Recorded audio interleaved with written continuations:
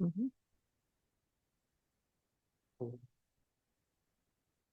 Good morning and welcome to the 22nd meeting of the Joint Select Committee on Local Authorities, Service Commissions and Statutory Authorities, including the Tobago House of Assembly in the 12th Parliament. My name is Suniti Miraj and I'm the chairman of this Joint Select Committee. Welcome, all of you. We are honored to have you here with us today. And I will start off by giving you a few cues on the fact that this meeting is being broadcast live on the Parliament channel and is being streamed on the Parliament's YouTube channel, ParlView. Today's public hearing is being convened pursuant to our examination of the efficiency and effectiveness of the municipal corporations in responding to natural disasters, with specific focus on the collaborative arrangements established with the ODPM and other relevant state entities.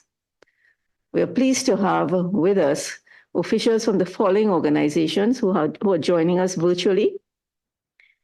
So welcome to the delegations from the Cuba Tabaqui Talparo Regional Corporation, Mayara Regional Corporation, Pinal Debe Regional Corporation, and we say a special welcome to the Tobago Emergency Management Agency. The following regional corporations are here in person. Very happy to see you. They are from the official representatives are from the Office of Disaster Preparedness and Management, the Ministry of National Security, the Ministry of Rural Development and Local Government, the Port of Spain City Corporation, Diego Martin Borough Corporation, and the Tunapuna Piarco Regional Corporation. So welcome all. I would now invite each of you, starting with the Ministry of Rural Development, to just introduce yourself and your team.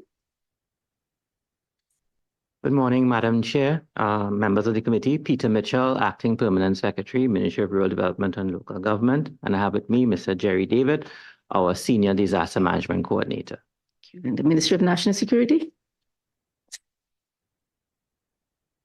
Good morning. I am Denise Phillips, Acting Deputy Permanent Secretary. And I have with me Major General Retired Rodney Smart, Chief Executive Officer of the ODPM. Thank you very much. The Tobago Emergency Management Agency. A very good morning to you, colleagues. It's good to be here. So my name is Alan Stewart, the Director of the Tobago Emergency Management Agency. And this morning I have with me, allow them to introduce themselves. Go ahead. Good morning. I am Ornella Douglas, the Business Operations Coordinator of the Tobago Emergency Management Agency, TEMA. And good morning to everyone. My name is Malora Beckel. I'm the Contingency Planning Officer here at TEMA. I trust you heard them all. Thank you very much. Thank you. Thank you. From the Office of Disaster Preparedness and Management. Thank you. Thank you very much, Chair. Major General Retired Rodney Smart, Chief Executive Officer, and I have with me today Ms. Camira Gulston, who is the Hazard Mitigation Specialist, as well as Ms. Shana Khan, a Regional Coordinator. Thank you very much. It's Port of Spain Regional Port of Spain City Corporation. Thank you. Pleasant morning, everyone. Chair. Anthony Boney, Work Supervisor 2, and I have with me here Ms. Patrice Durrell, Disaster Management Coordinator. Diego Martin Borough Corporation. Good morning, everyone. Beverly Hayward, Acting CEO, Diego Martin Borough Corporation. I have with me Ms. Kathy Christopher, the Disaster Management Coordinator. Thank you. And from Tunapuna Piarco Regional Corporation. Good morning, Chair. Good morning, members of the committee. My name is Sinclair O'Neill, Corporate Secretary of Tunapuna Piarco Regional Corporation. To my immediate left is Mr. Terence Maxim, our DMU Coordinator, and Mr. Justin Blackburn, our Road Officer 1, Acting Superintendent. And Cuba Tabaqui Talparo Regional Corporation. Good morning. Henny Miraj, Chief Executive Officer, and I have my DMU Coordinator, who would have already introduced himself, and Nicole Chirad. The Mayara Rio Claro Regional Corporation.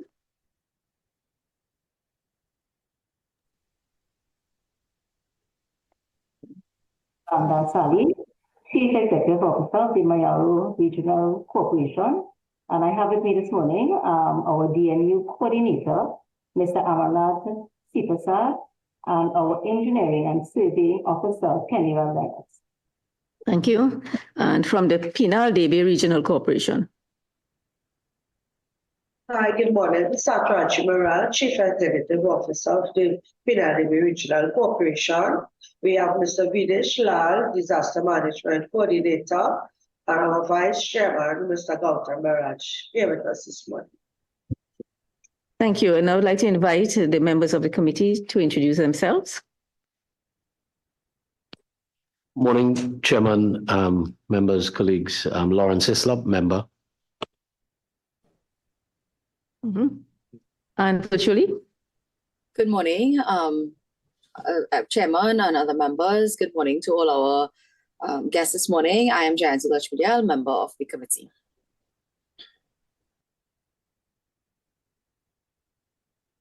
Yes, member Amin. Good morning, members. My name is Khadija Amin, member of the committee. Welcome to all. Member Maurice Julian.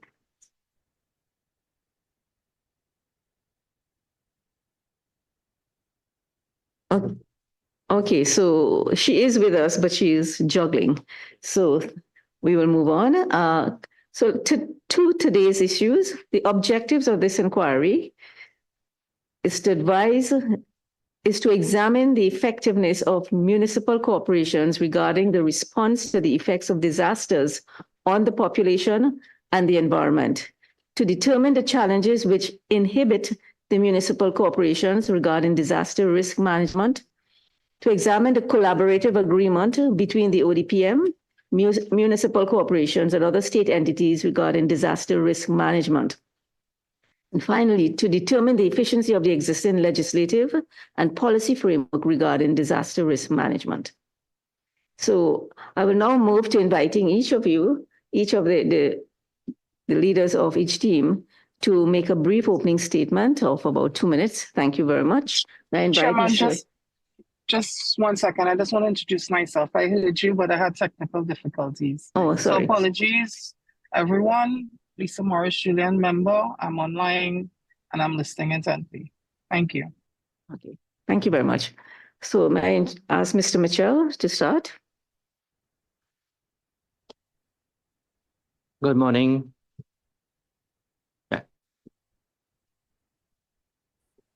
Yeah. Good morning, Madam Chairman, members. The Ministry of Rural Development and Local Government functions as the coordinating agency which guides municipal corporation and special purpose enterprises under its purview in assisting communities by pooling resources in target areas, which includes, among others, infrastructure development, disaster management, public health and sanitation. The ministry is committed to facilitating, coordinating, monitoring, and ensuring accountability of municipal corporations in the delivery of quality services. In the area of disaster management, our disaster management unit is mandated to facilitate, maintain a robust disaster risk reduction capability at the local government level through the provision of expert disaster risk reduction advice to the administration in all municipal corporations, as well as to collaborate with other first responders in providing local level assistance to citizens impacted by hazards. Thank you. Thank you. Ms. Denise Phillip from the Ministry of National Security. May I invite you? Good morning once again, all members of the committee. The ODPM is a coordinating and managing body that places emphasis on all phases of disaster management, namely prevention, mitigation, preparedness, response, and recovery. The ODPM is responsible for public education, coordinating national mitigation and capacity building efforts to safeguard property and life by working with their government agencies and first responders in protecting public health and safety, restoring essential government services and critical infrastructure, and providing emergency relief to those severely affected by hazard impact. Thank you. Major General, Mr. Rodney Smart from the ODPM. Thank you very much, Chair. On behalf of the Office of Disaster Preparedness and Management, and by extension, the Ministry of National Security, we thank the committee for inviting us to participate in this public hearing today. The ODPM is the National Strategic Disaster Management Office, as indicated by the Deputy Permanent Secretary, and we coordinate all aspects of disaster risk reduction and disaster risk management. Just to re-emphasize, prevention, mitigation, preparedness, response, and recovery. Given the breadth of these activities, the ODPM must do this in collaboration with all segments of society. And in this regard, through the Ministry of National Security and the Minister in particular, we receive cabinet support to establish a National Disaster Prevention and Preparedness Multi-Sectoral Committee. This committee consists of various organizations within the public sector, the private sector, and civil society organizations. The disaster management units of the Ministry of Rural Development and Local Government represent its ministry on this strategic committee. And it is through this and other initiatives that the ODPM ensures a strong collaborative relationship exists with the disaster management units and support them readily whenever necessary. Thank you very much, Chair. Thank you very much. I call on Mr. Alan Stewart from TIMA. Good morning once again, colleagues. It's my pleasure to give you a brief background on TIMA, the Tobago Emergency Management Agency. The Tobago Emergency Management Agency was established through Executive Minute number 64, the 9th of March, 1998. This we recognize out of the Tobago House of Assembly just after a major event. It was clear that it was necessary for the Tobago House of Assembly to do so. During those years, we have seen, we have embraced what is considered as our mission to coordinate a network of agencies and individuals to direct their efforts towards the maximum preservation of life and the protection of property during times of disasters. We have seen the embracement of the CDM, the Comprehensive Disaster Management. We have embraced that with a number of frameworks. These frameworks, probably later on we'll speak about them, but that gives you an insight as to what it is. An arm of the Tobago House of Assembly. It operates out of the Office of the Chief Secretary. And we have been doing all that we can, understanding the importance of the disaster management cycles. And therefore, with that being said, I want to now pause a bit so that we can, this is an outlook as to what TIMA, the Tobago Emergency Management Agency, is all about. Thank you very much. Mrs. Annette Stapleton Seaforth from the Port of Spain City Corporation, please. Pleasant good morning, everyone. Through your chair, I represent Mrs. Seaforth here at the Joint Select Committee. My name is Mr. Borneo, Work Supervisor 2. The Port of Spain Corporation, as a local government agency, as if you to enable the capability of the city of Port of Spain to respond to and manage emergency or disaster solutions within its administration boundaries. Personnel from government, private, and non-government agencies in the city work under the umbrella of the Disaster Management Committee in the planning process approved by the Ministry of Local Government and the Office of Disaster Preparedness and Management.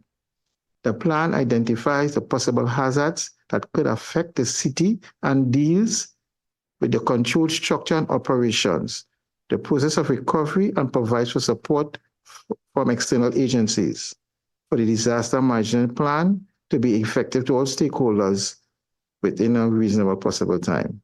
Thank you. Thank you. And I'll call on Ms. Beverly Haywood, Chief Executive Officer of the Diego Martin Borough Corporation. Good morning again, and thank you for inviting us to this event.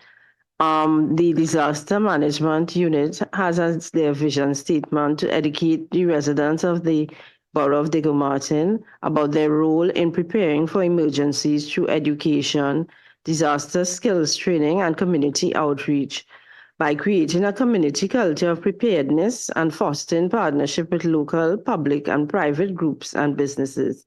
It is our vision that the Diego Martin Borough Corporation will work as a community when a disaster strikes. We also always want to maintain a high level of preparedness before, during, and after any natural or man-made disasters so as to mitigate the loss of lives, critical assets of the region. Our goal is to return our region to a state of normalcy in the quickest possible time after a hazard impact or disaster has occurred. Our objective is to reduce disaster risk, the protection of lives, and the protection of property. Thank you. And thank you. I now invite Mr. Sinclair O'Neill, Secretary of the Tunapuna-Piarco Regional Corporation. Chair, thank you very much for the opportunity and thank you for inviting us to this meeting. One of the responsibilities of the Tunapuna-Piarco Regional Corporation is to provide a comprehensive emergency management program that meets the needs of those who may have been or might be affected by an emergency or major disaster. The disaster management team and our coordinator initiates the emergency operation plans as are necessary, and he's here to address the committee's concerns.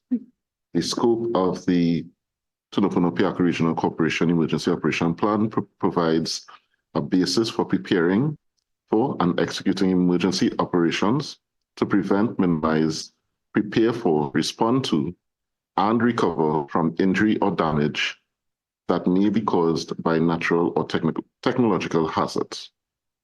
Corporation must also ensure the continuity of government operations during disaster situations. Thank you.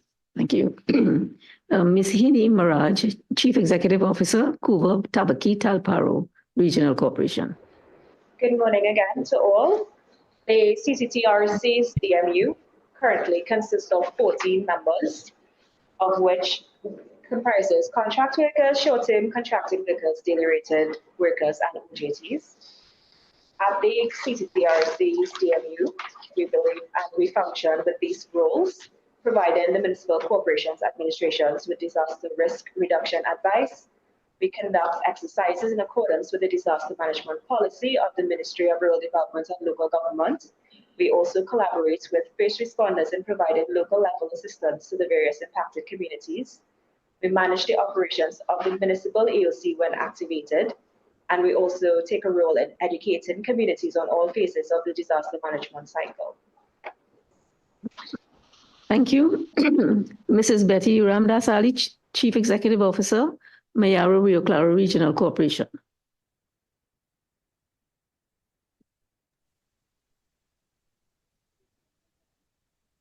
The Mayaro Rio Claro Regional Corporation is the second largest landmass in terms of region within Trinidad.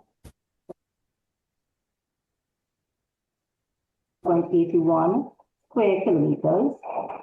In this regard, the corporation recognizes the importance of the JSC given the topography and the remoteness of the region itself. The Disaster Management Unit operates within the ambit of the Ministry of Rural Development and Local Government. Its mission statement is to improve the lives of communities in emergency by directing immediate and complete efforts to maximize the preservation of life and the protection of property. These DLU functions are really carried out within the disaster management cycle with the emphasis on planning, mitigation, and responsiveness at all times. Thank you.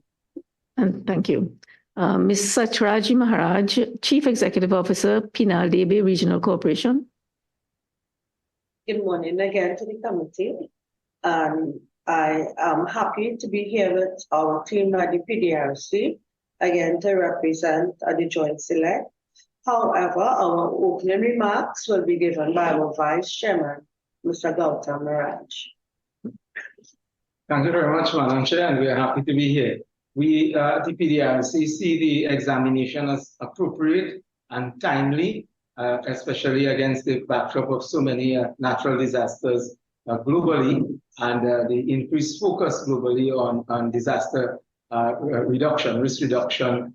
And here at the PDRC, we have our disaster management unit, which we can say have had the opportunity to be able to activate and operate in times of disaster, because part of the South Orange River Basin is our asset, and we have been had experience of extreme flooding. So therefore, we do have a significant amount of experience that we did. We also see the collaboration, examination of the collaboration amongst entities as very important, and we are thankful for that also, because having the experience, we recognize that one entity cannot do it alone in terms of preserving our most valuable asset, our people and their property. Thank you very much. Okay, and thank you, and thank all of you for your remarks. Just a little bit of guidance at this point before we get into the questions. The committee members and officials are urged to direct their questions and concerns through the chair. Members and officials, you're kindly advised to activate your microphone on your devices when you are acknowledged by the chair, and to turn it off when you have concluded your comments, your contribution.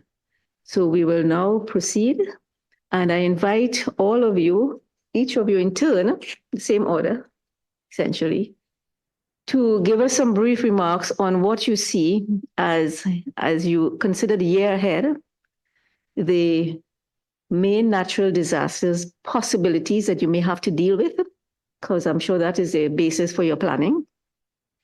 And how equipped do you see your organization as being for dealing with that, with those, and the challenges, your strengths, your weaknesses, your challenges, and how you can get by those challenges. I think that will form a useful basis for the questions that will follow. Thank you. So maybe start with Mr. Mitchell. Hi, good morning, Chair, members. With respect to our plans going forward, I think we are in the midst of changing climate patterns. As you would realize, we have had a very hot, rainy season, and it is anticipated we may have a very wet, dry season and so forth to come. So in anticipation of that, the ministry is working not only closely with our partners in the ODPM, but also the Meteorological Service of Trinidad and Tobago, because in terms of our planning ahead, we need to know how these shifting weather patterns will affect in terms of our strategizing and so forth. In the context of local government reform, we are trying to see how we can boost the capacity of the DMUs in the regional corporations. Right now, the ministry is looking at a proposed organizational structure, which will give the CEOs a bit more responsibilities as well as a bit more resources in terms of dealing with that. In terms of our planned expenditure for the coming fiscal, I think the Honourable Minister would have mentioned it during the budget debate, but just to repeat it, we plan to improve on our CCTV system, and those systems, as you know, monitor the river levels at our major courses and our minor courses. And we have purchased, and we are looking towards purchasing heavy equipment at head office for deployment in areas where necessary. We hope to purchase an excavator and a dump truck as part of the assets of head office. The respective CEOs will tell you what they will do at their levels in terms of fiscal 2024. So that is what we are planning to do in the fiscal coming ahead, because I think you would understand that given that the unpredictability of our weather patterns, we do not have the luxury of assuming what it would look like next year. We have to plan for every eventuality. And one of the things that impacts us the most, of course, is flooding. But there are other natural disasters that seem to be rising ahead. That is in terms of bushfires. We haven't had that much this year, but it's something that we are looking at given the rising temperatures we have. So from the ministry's head office point of view, we are looking at institutional strengthening, organizational restructuring, as well as beefing up our technology and improving our emergency operations center at head office. May I invite Major General to respond? Thank you very much, Chair. In line with what PS Mitchell just indicated, the greatest risk we think to Trinidad and Tobago at this point in time is the risk of a major earthquake and probably followed by a tsunami. We may recall the challenges, I think it was in 2004, when we had the Indian Ocean tsunami, and it was preceded by an earthquake.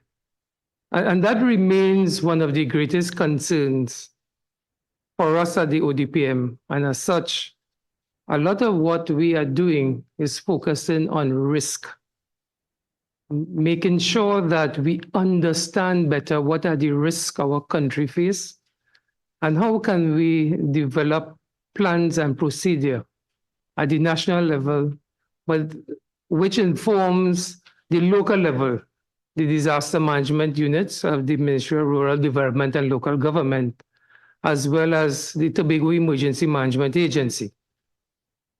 That in mind, one of the things that we have on the front burner for 2024, in partnership with the Ministry of Planning and Development, is to do a national multi-hazard risk assessment, something that has never been done in Trinidad and Tobago before. But we see the need for that given what is happening in terms of climate change and disasters. And therefore, it is an integrated disaster and climate risk study that we hope to do. We have had agreement with the Ministry of Planning and Development, and hopefully we would be able to attract grant funding from one of the regional developmental agencies that indicated an interest in supporting Trinidad and Tobago. Secondly, the risks naturally that we have been having in terms of flooding events. The hazards posed by tropical cyclones on account of climate change is certainly impacting our country. We've seen it so many times, and ensuring that we take that into consideration is very pivotal to the ODPM's work. That in mind, a potential project which started this year under the Ministry of Planning and Development is the South Oropouche River Basin Project.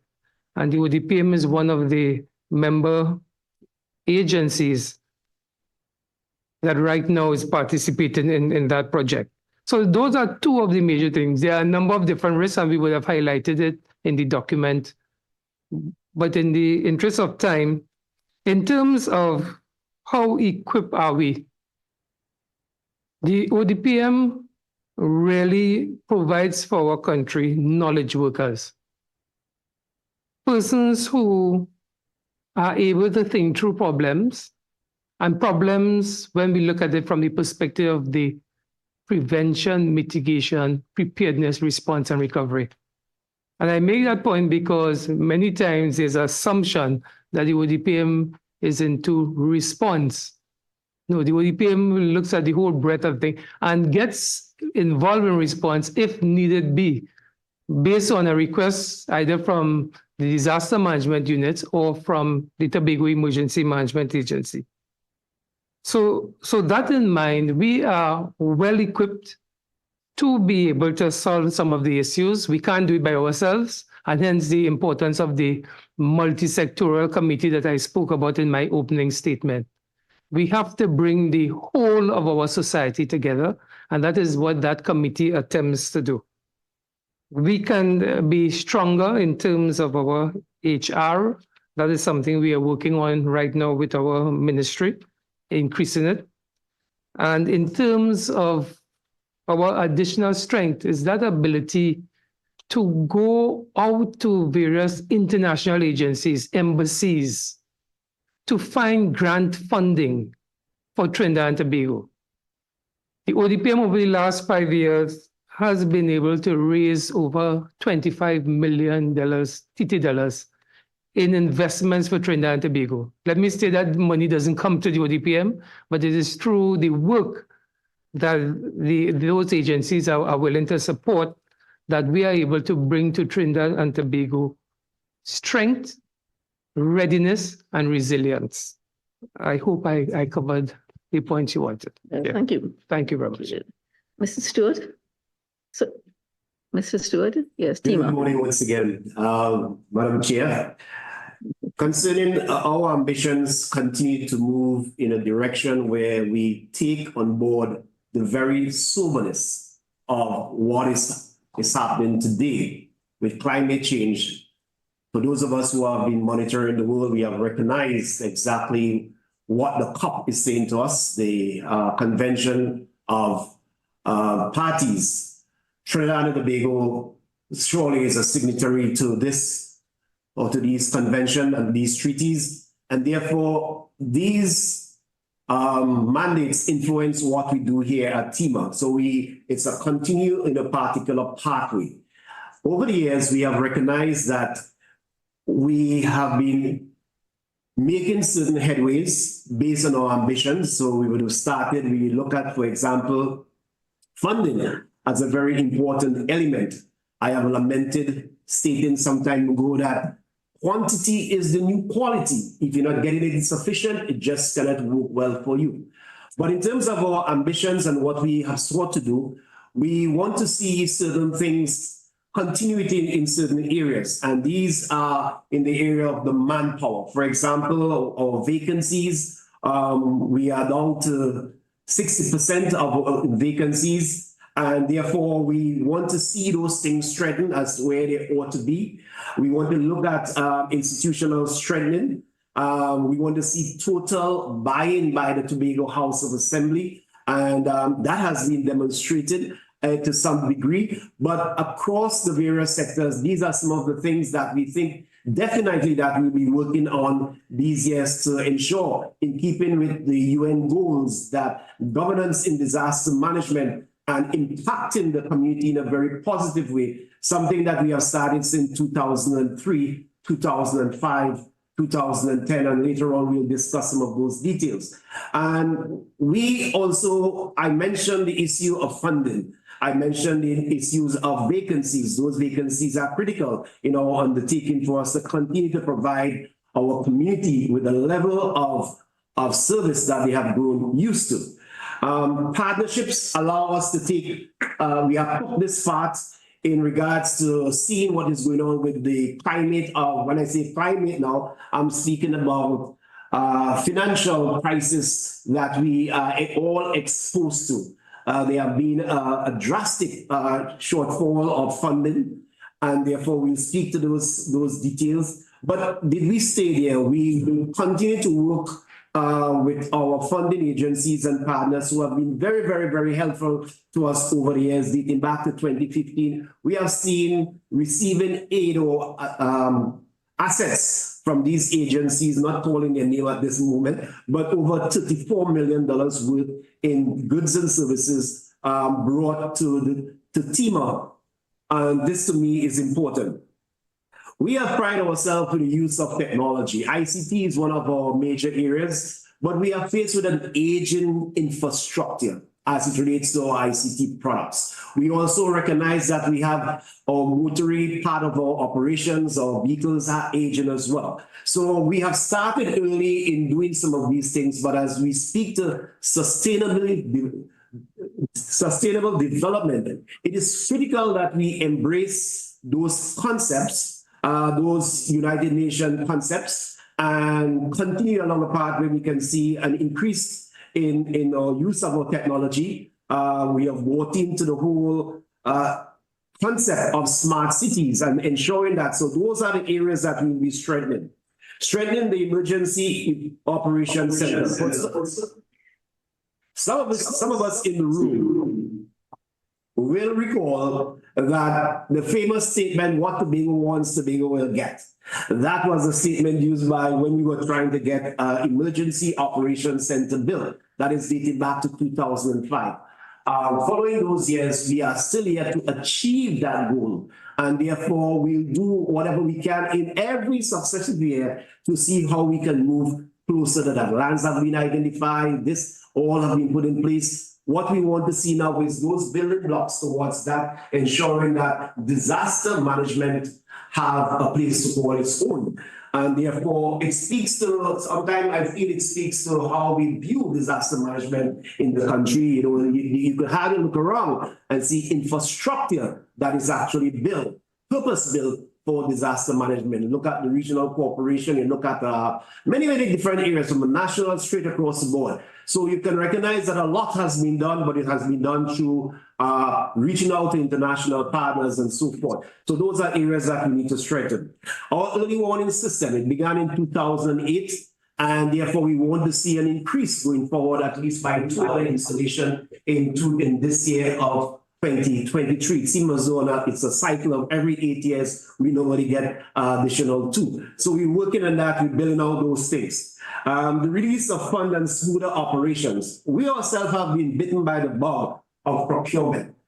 I am not sure if anybody else in the room don't have that as a challenge. We recognize that while the Act speak effectively as to how do we procure and dispose of our assets, one of the things that I think that is critically missing and which we will try to champion going forward, and even the use of this platform, is that of looking at the procurement bill through the scope of disaster management. I think that's the major void in the entire construct of it, and therefore it's something that we need to pay closer attention to.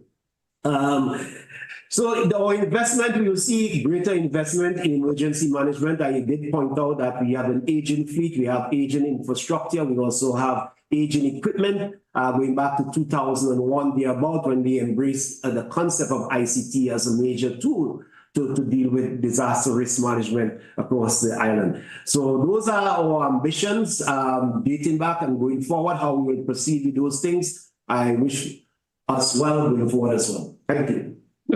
And thank you, Mr. May I invite Ms. Patrice Durham, Disaster Management Coordinator for the Port of Spain City Corporation. Good morning. So our ambitions for the Port of Spain City Corporation going ahead, one of our key challenges would be the flooding in the downtown area. So planning ahead for the Port of Spain City Corporation in collaboration with other key stakeholders would be to address the issue of flooding in the downtown business district. Meetings would have already been held, so this process has already been started and is currently ongoing. This is one of the major issues we plan to address in the coming year. Also, for the coming year, our disaster risk management strategies and how we propose to include risk reduction into those strategies. So we plan on also increasing our investment into mitigation and prevention in terms of reducing the risks that occur within the city. Also, one of our key plans for the coming year, major emphasis is to be placed on public awareness as we propose to ensure that the city is in a state of readiness for all types of hazards that may occur, natural or man-made. So we propose to increase the capacity of the Burgesses and to prepare and to respond in the event of any emergency. Okay, thank you. From the Diego Martin Borough Corporation, Ms. Haywood? Yeah. As Diego Martin Borough Corporation, from our experience from last year, 2023, 22 to 23, the rainy weather was really a challenge for the corporation and Trinidad and Tobago as a whole. And based on our observations from there, our plans include to purchase under the DP project, under the DP program, to purchase vehicles to assist the corporation and the residents of the Diego Martin area. We also plan to buy new equipment to help support what already exists. There's also under the recurrent, we plan to purchase more relief supplies, tarpaulin and stuff so that we'll be prepared for the rainy season for the 2023-24. There's also our preparedness plans for 2020 for the new fiscal include annual inspections of the shelters throughout the regions, flood gauge installations along major water courses. At this time, we have one at the four roads, and we intend to install more. Changing of the disaster signage, procurement, as I mentioned before, procurement of the passenger bus, stakeholder meetings with supporting agencies. And these agencies include ODPM, Trinidad Fire Service, Ministry of Works, and Social Welfare and Family Services. Thank you. Mr. St. Clair O'Neill, Tunapuna. Madam Chair, thank you. I would want to respectfully ask for Mr. Maxim to respond to. Sure. Morning, Terence Maxim, Disaster Management Coordinator at the Tunapuna-Piako Regional Corporation. As everyone will know, the Tunapuna area is a very large area, the largest corporation by such, but because of the nature of it, we have a lot of persons. Our family is very big. The last census would have said that we have over 256,000 people and growing. We have a very thriving squatting community. Also, our major risk, as we put it, is our hazards, is basically flooding and landslides. Our area stretches from Cunupia all the way up to Blanchishes, out of Valencia, and as far down as San Juan. We stop at the Eric Williams Medical Complex. Our hazard, last year, we had a whole number of flooding. All our areas were impacted.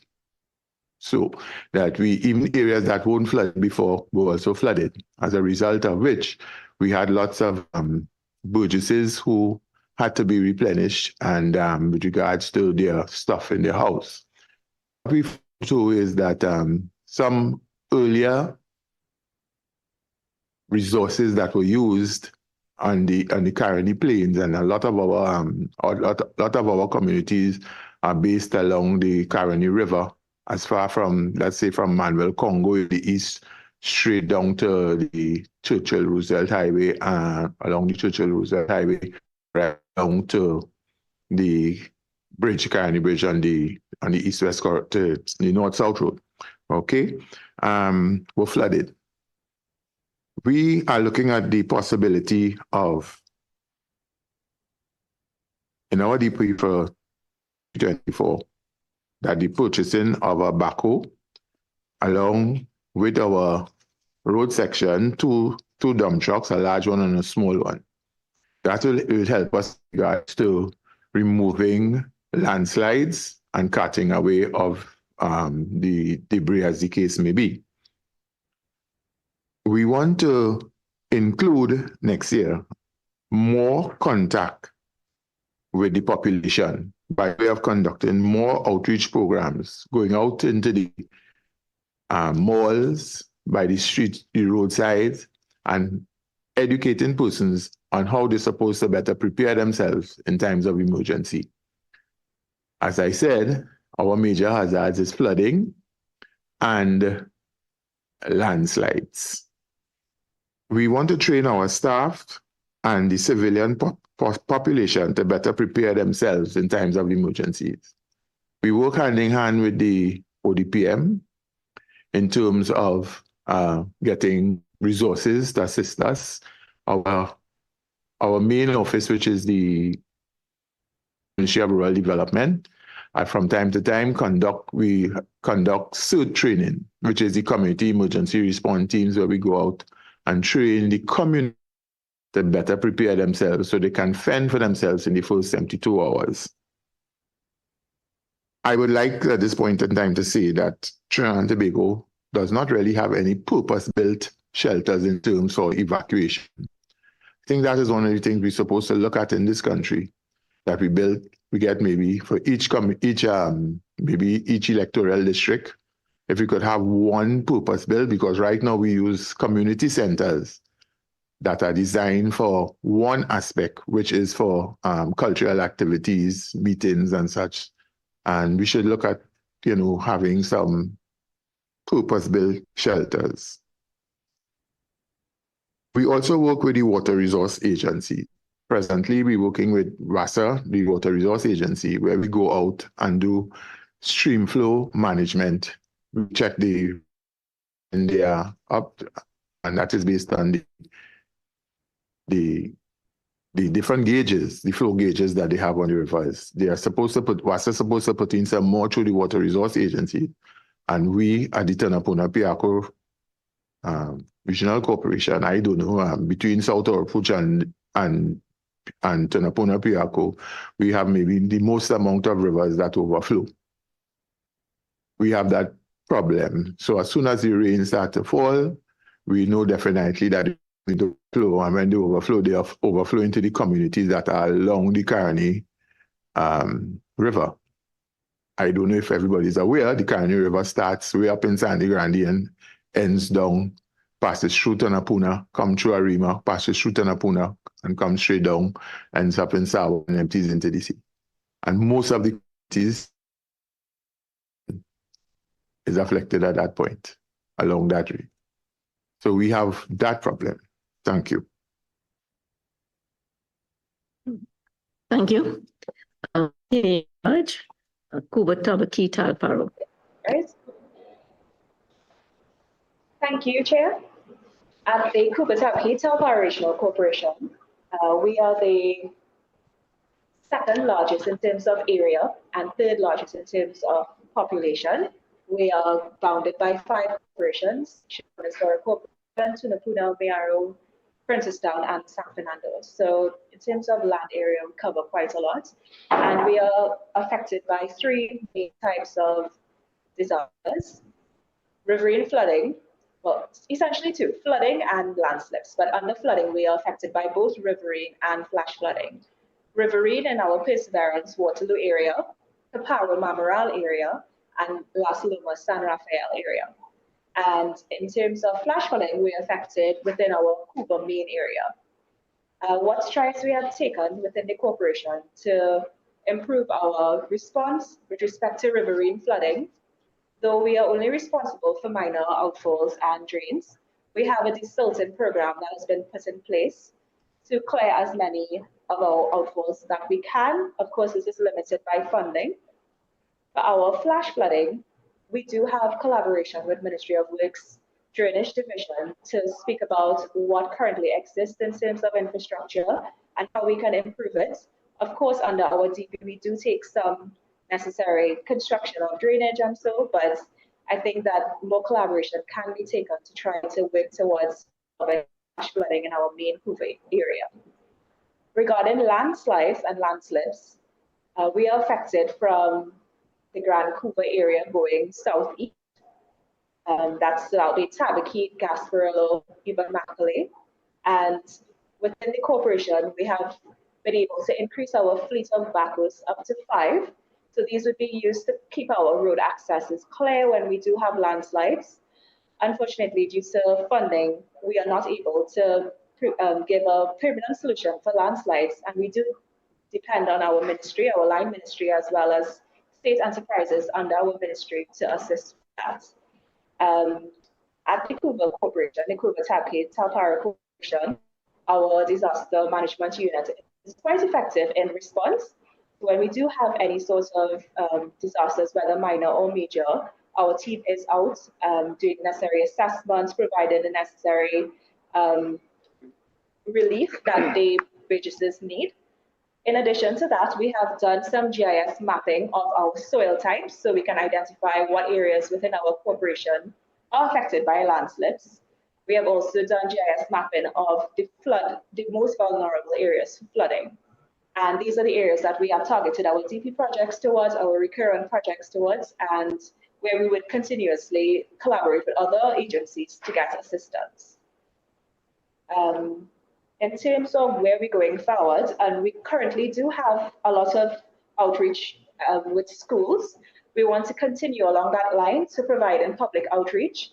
And we also work along with our public health department to do this, to promote no littering, recycling, reusing of, and on a community basis as well. We're looking to amp up our SIRT training, our shelter management training, and effective trainings that we can do to maximize our response. So in this regard, I'll ask Andy, Mr. Gulcharan, our DMU coordinator, to just probably add to what I might not have remembered. So, Ms. Maharaj, I think she went through a comprehensive list of what the corporation by extension, the DMU, is looking at. Most of our DP for the last 2 years was spent on developing a proper EOC for the disaster management unit. That will be completed in this fiscal. So coming out of that, the DMU would have a fully functional EOC that could be activated in times of need.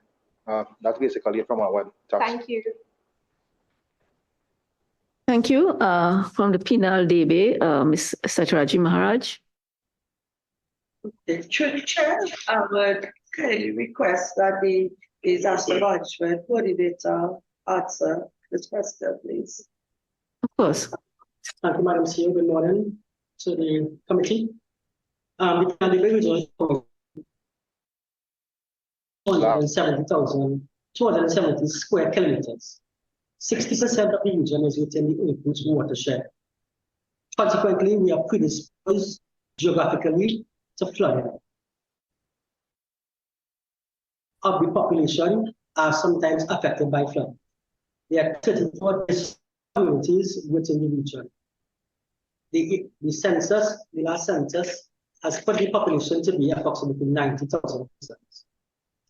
What have we done and what we propose to do to combat these threats to flooding as follows? We have conducted public outreaches in both schools and to members of the public. We see children, especially school children, as being important agents of change. So we actively participate in the school public outreach programs. We have sought to strengthen the capacity of the corporation to respond. An example of this is the vessel familiarization training that was conducted by the Trinidad and Tobago Coast Guard, where we train persons to use the assets that the corporation has. We also have CERT trained persons throughout the region. We have an early warning system in the form of a stream flow sensor that was installed on the South Oakridge River by the Water Resources Agency. This gives us a height of the river, the water levels in the river, and can be used for early warning. We have also strengthened our ability to respond. And by saying this, we have built in redundancy in our response framework. So, for example, we have a communications tower that we could use in case the cell phones are non-functional. We have a backup generator to ensure the corporation is able to respond should we have a power failure. We have also actively participated in the South Oakridge Adaptation Project. This is a grant funding project in the tune of $10 million US. It is being executed by the UWI. This focuses on woodland area, and it is focused on 3 aspects: improving livelihoods, rainwater harvesting, and a catchment area at Haga Chase along Pinal Rock. So these are just some of the things we have done and we propose to do to mitigate against flooding. Some of the drawbacks that we currently face are the majority of persons do not have flood insurance.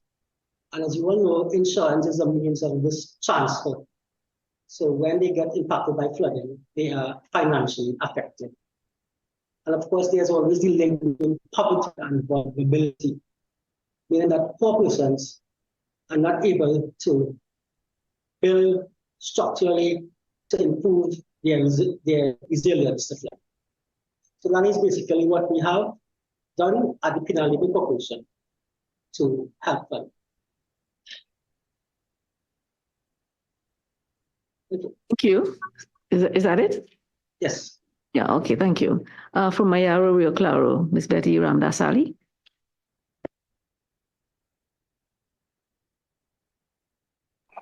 Good morning again. This question would to myself and the disaster management coordinator will be taking question, please. So the Mayaro Rio Claro Regional Corporation, the main types of disasters that would find in the region is really flooding and the as well. In this regard, what we do is that the corporation, the disaster management unit, actually is very involved in planning, mitigation, and of course ensuring that we can be responsive. So some of the areas that we look at would be ensuring that we are properly stocked in terms of responsiveness when something happens. With our stock would be in terms of things like tarpaulins, flood sacks.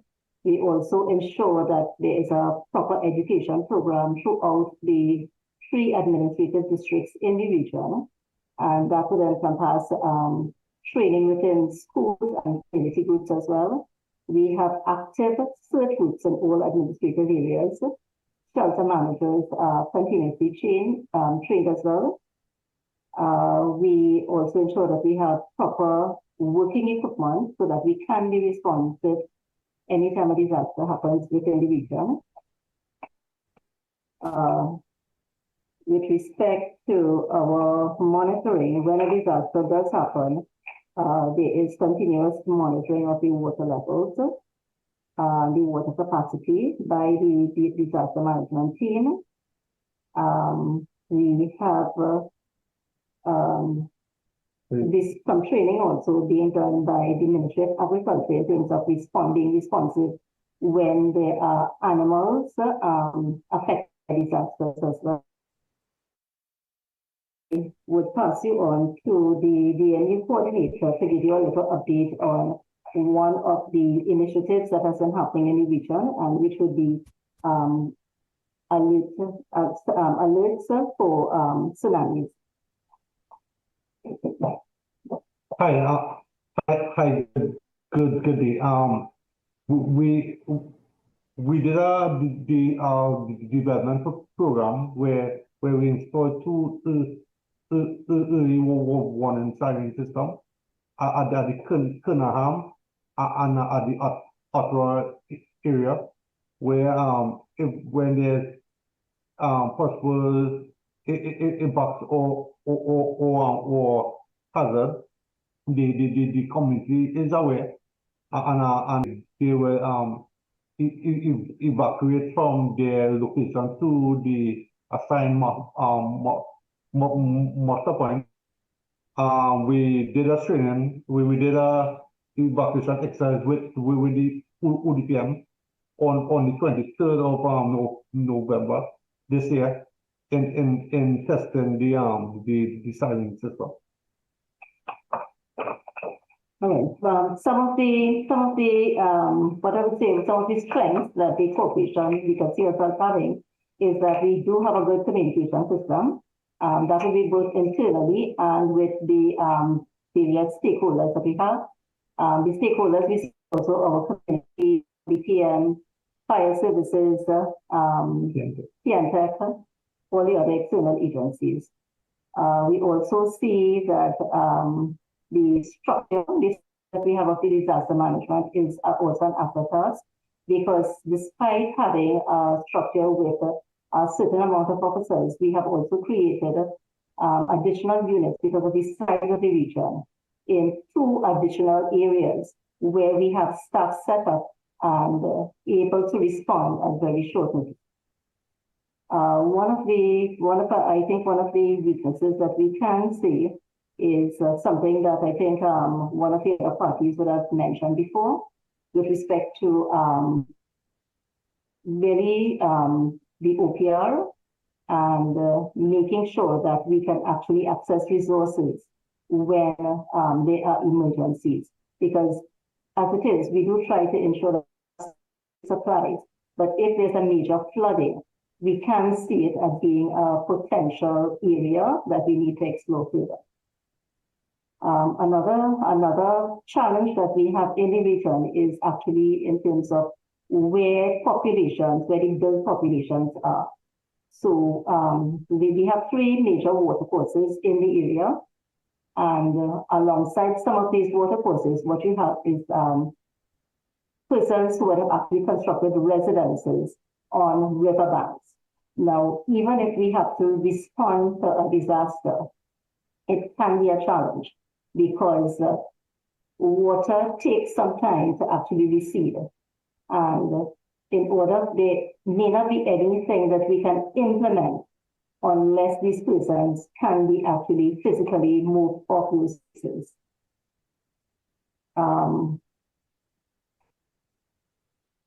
Anything that you would like to add, the coordinator? Right. That's it. Okay, that's it first, thank you. Okay. Okay, thank you. Well, from what we are hearing, it would seem that flooding and landslide is a dominant theme for the next year. Although I noticed that Major General has identified as a priority an earthquake.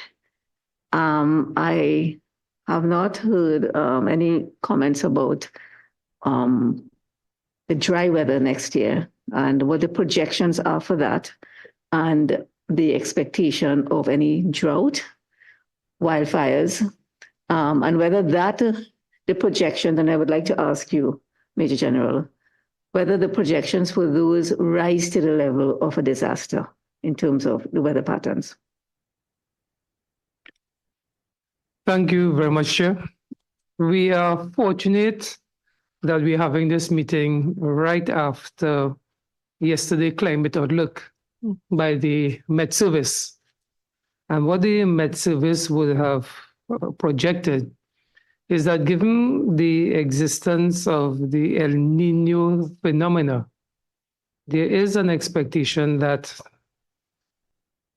our dry season will be a bit drier than normal, and that we can expect the possibility of increased fires.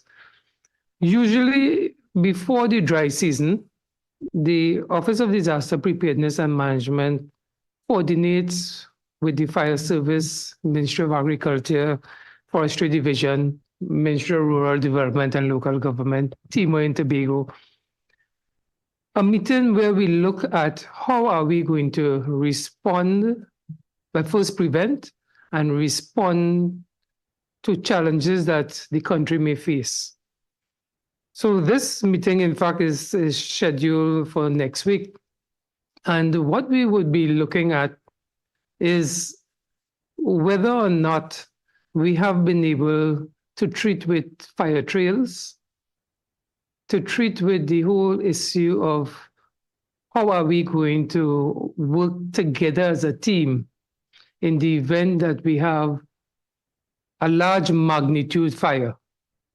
Our fire service is the lead in terms of the urban areas, whereas our forestry division is the lead when it comes to our forested areas. So we have looked at it at the ODPM, understanding that the phenomena that we've been told is going to challenge us. We have begun the process of planning for that. And with our combined team, we certainly will be coming up with strategies to strengthen what we do annually with regard to our dry season. As it looks, I would say that the information that has been provided by the Met Service certainly provides us with some direction, strong direction to plan. And we'll be using that to assist us as we move forward to make sure Trinidad and Tobago is strengthened, given what we are facing at this point in time. Thank you, Chair. Before I throw open to invite my committee members, can I ask you, in your raising, prioritizing earthquakes, are you in possession of any new information that raises the level of urgency? Thank you very much, Chair. The Seismic Research Center provides direction for Trinidad and Tobago and the region with regard to the possibility of earthquakes? The immediate answer is no. We still have not been able to develop technology that allows disaster managers to be able to predict earthquakes. While there is some technology that gives you a few seconds in some countries, the ability to predict earthquakes still remains a challenge to mankind. So therefore, the answer would be not at this point in time, but as I think it was Dr. Robinson would have said very recently, as well as Dr. Joseph, preparedness is the important thing. And all across our society, we have to understand and accept that we live in a zone that is very active, as you probably seeing in the Eastern Caribbean, some of the earthquakes we've been seeing. But it isn't that we can take that and extrapolate that we can expect an earthquake. What we must all do is prepare in the event that we have a calamity. Thank you. Thank you. Can I invite? Yes, and can I invite my committee members? Thank you, Chair. Morning again. I want to touch on one of the key areas that you have outlined, and this will go to the ODPM in disaster preparedness, which is community outreach. Because as the Major General just spoke to preparedness in terms of earthquakes, I think with all disasters, preparedness is the key. I also heard one of our guests this morning speak to a culture, creating a culture of preparedness. We live in a society where we've seen over the years that the culture is God is a Trinity. And so nothing happens to us here. But the question I have to ask is, in terms of the public awareness, what mechanisms are in place to measure the public's understanding of disaster prevention and preparedness? And as it relates to your training programs, what criteria do you use to determine the performance and the success of your training programs? So what is key for me is, how do you measure the public's awareness in terms of disaster preparedness? Thank you very much, member, for the question. I want to involve my other members as well, and if Chair would allow. Of course. Thank you very much. So if I could ask one of my members who would like to take the question, and then I will reinforce afterwards. Thanks. Thank you. Good morning, Chair. Good morning, members. Good morning, team. On behalf of the ODPM, we'd just like to make the intervention that, as Major General would have introduced in his opening remarks, we have established a National Disaster Prevention and Preparedness Multi-Sectoral Committee. However, during the month of May, we prioritize preparedness efforts in terms of making the public aware of what risks they're exposed to, but also helping them understand how they can mitigate some of the impacts, but also prepare for potential impacts. So in terms of how do we measure the perception or measure our impact as disaster management coordinators, what we have implemented within the last year is a monitoring evaluation framework, because we realize that we need to hold ourselves accountable to understand the different perceptions and understand the public understanding of their risk.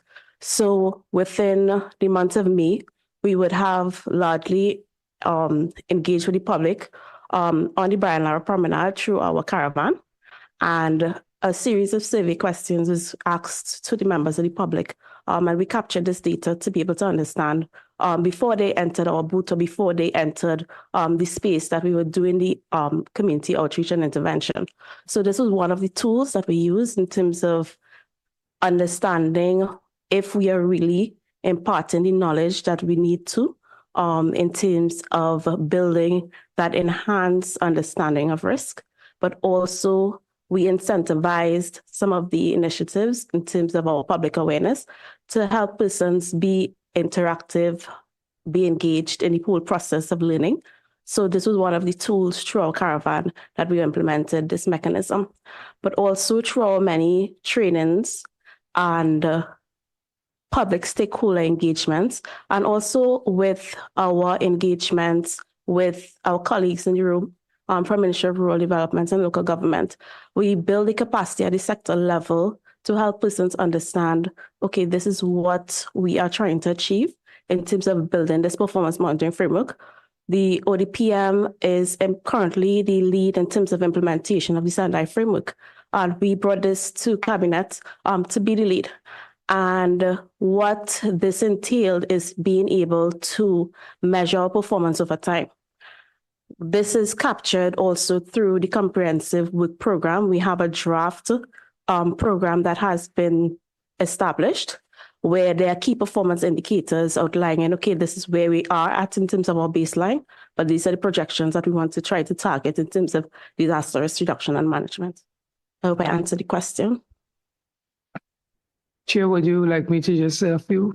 Yes, because I think the question of where you are and where you'd like to be is a measurement question. Sure. And what percentage of public awareness as opposed to where you want to get? Would you? Thank you very much, Chair. So just to re-emphasize, member, that the ODPM has a public information and education unit. And what that unit's responsibilities to do is to drive education, to change the culture, as you just indicated, from God is a Trinity. God is a Trinity too, but he's also as a Guyana, he's a Grenadian and everything else. All right. So we don't want to ever give up God. But in terms of this unpreparedness of our culture, we have been targeting videos throughout primetime television. We've spent quite a lot of money, and we speak to our population in terms of preparing grab-and-go bags. We speak to them about preparation in terms of the rainy season. We'll soon be speaking to them in terms of the dry season. We speak about earthquakes. And a lot of the work that we do is focus on the schools as well. This year, we would have done, and what Ms. Gulson spoke about, is the National Disaster Prevention and Preparedness Month.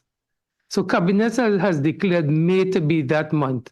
And Cabinet declared it to be that month because it is the month just before the start of the Atlantic hurricane season and our rainy season, the period when there is the most damage to property.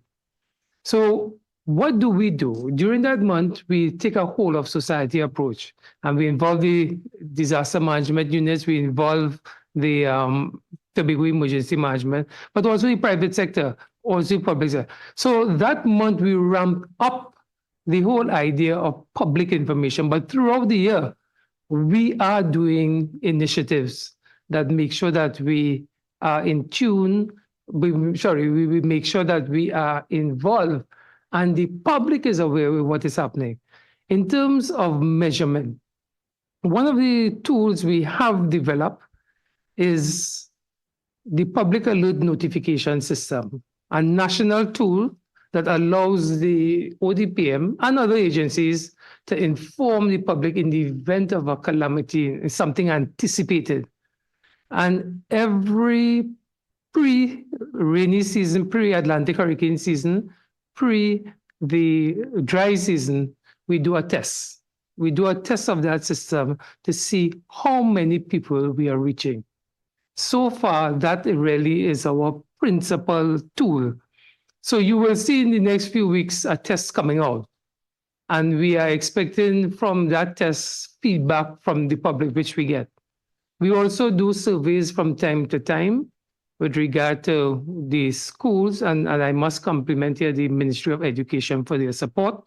They provide us with that support. And it is through those mechanisms. A final one I would want to speak about, and probably Mr. Stewart in Tobago may want to speak about it a bit more. Recognizing this whole attitude about God is a Trinity, we were able to get the United Nations Office for Disaster Risk Reduction to agree on a study in terms of risk perception. And that was done, a pilot was done in Tobago. We hope to extend that throughout the rest of the country so we could get a sense, even though we feel we know what it is, but scientifically, to get a sense of what is the real perception of people when it comes to risk. Those are the strategies that we make. What was the finding in Tobago of that study? Well, if I can ask Mr. Stewart in Tobago, if you would like to say something, that Chair, if that's okay with you. Thank you. Sure. Excellent indeed, and thanks very much, my colleague.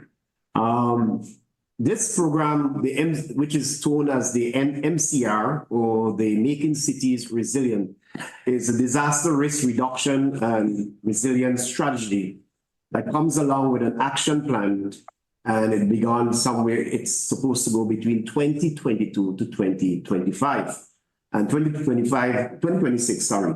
2025, we know it's a very interesting year, as I made reference to climate change and what COP is seeking to do. The vision is to see Tobago, a Tobago that is resilient, adaptive, inclusive, people-centered island, where we sustainably manage and leverage our resources with strong governance arrangement to reduce disaster risk. So that's the vision of the whole process. It impacts on a number of different areas, and the areas that it spoke to public safety, which we started a very robust campaign in the community. You know, I just was reviewing the wonderful work that the team has been doing so far, working with the schools and looking at a mechanism with a campaign objective that allow for the evaluation of existing emergency protocols, the evacuation routes, communication systems, supplies, identify strengths and weaknesses, and also gaps in our preparedness measures. Develop and collaborate with stakeholders to create a customized emergency plan addressing various emergencies. And the list of emergencies to me comes down to pipelines. One is that of anthropogenics, and the other, we are speaking about natural hazards. And again, my mind flipped to COP, what is happening. Training has become a very important element of all that we are doing, training and awareness. And I want to emphasize awareness. I think that is where the public, we have to instill some level of responsibility to the public, allowing them to become aware of what information is out there, the techniques of doing that. We ourselves have struggled over the past years. I mentioned the reduction in funding. It has affected our campaign. You know, we have been left with social media as the means by which we communicate with the public in large. And therefore, we have seen a drastic reduction in funding as to how to engage the public through traditional media. So that is something that we want to, we pin and we want to work on this year as well.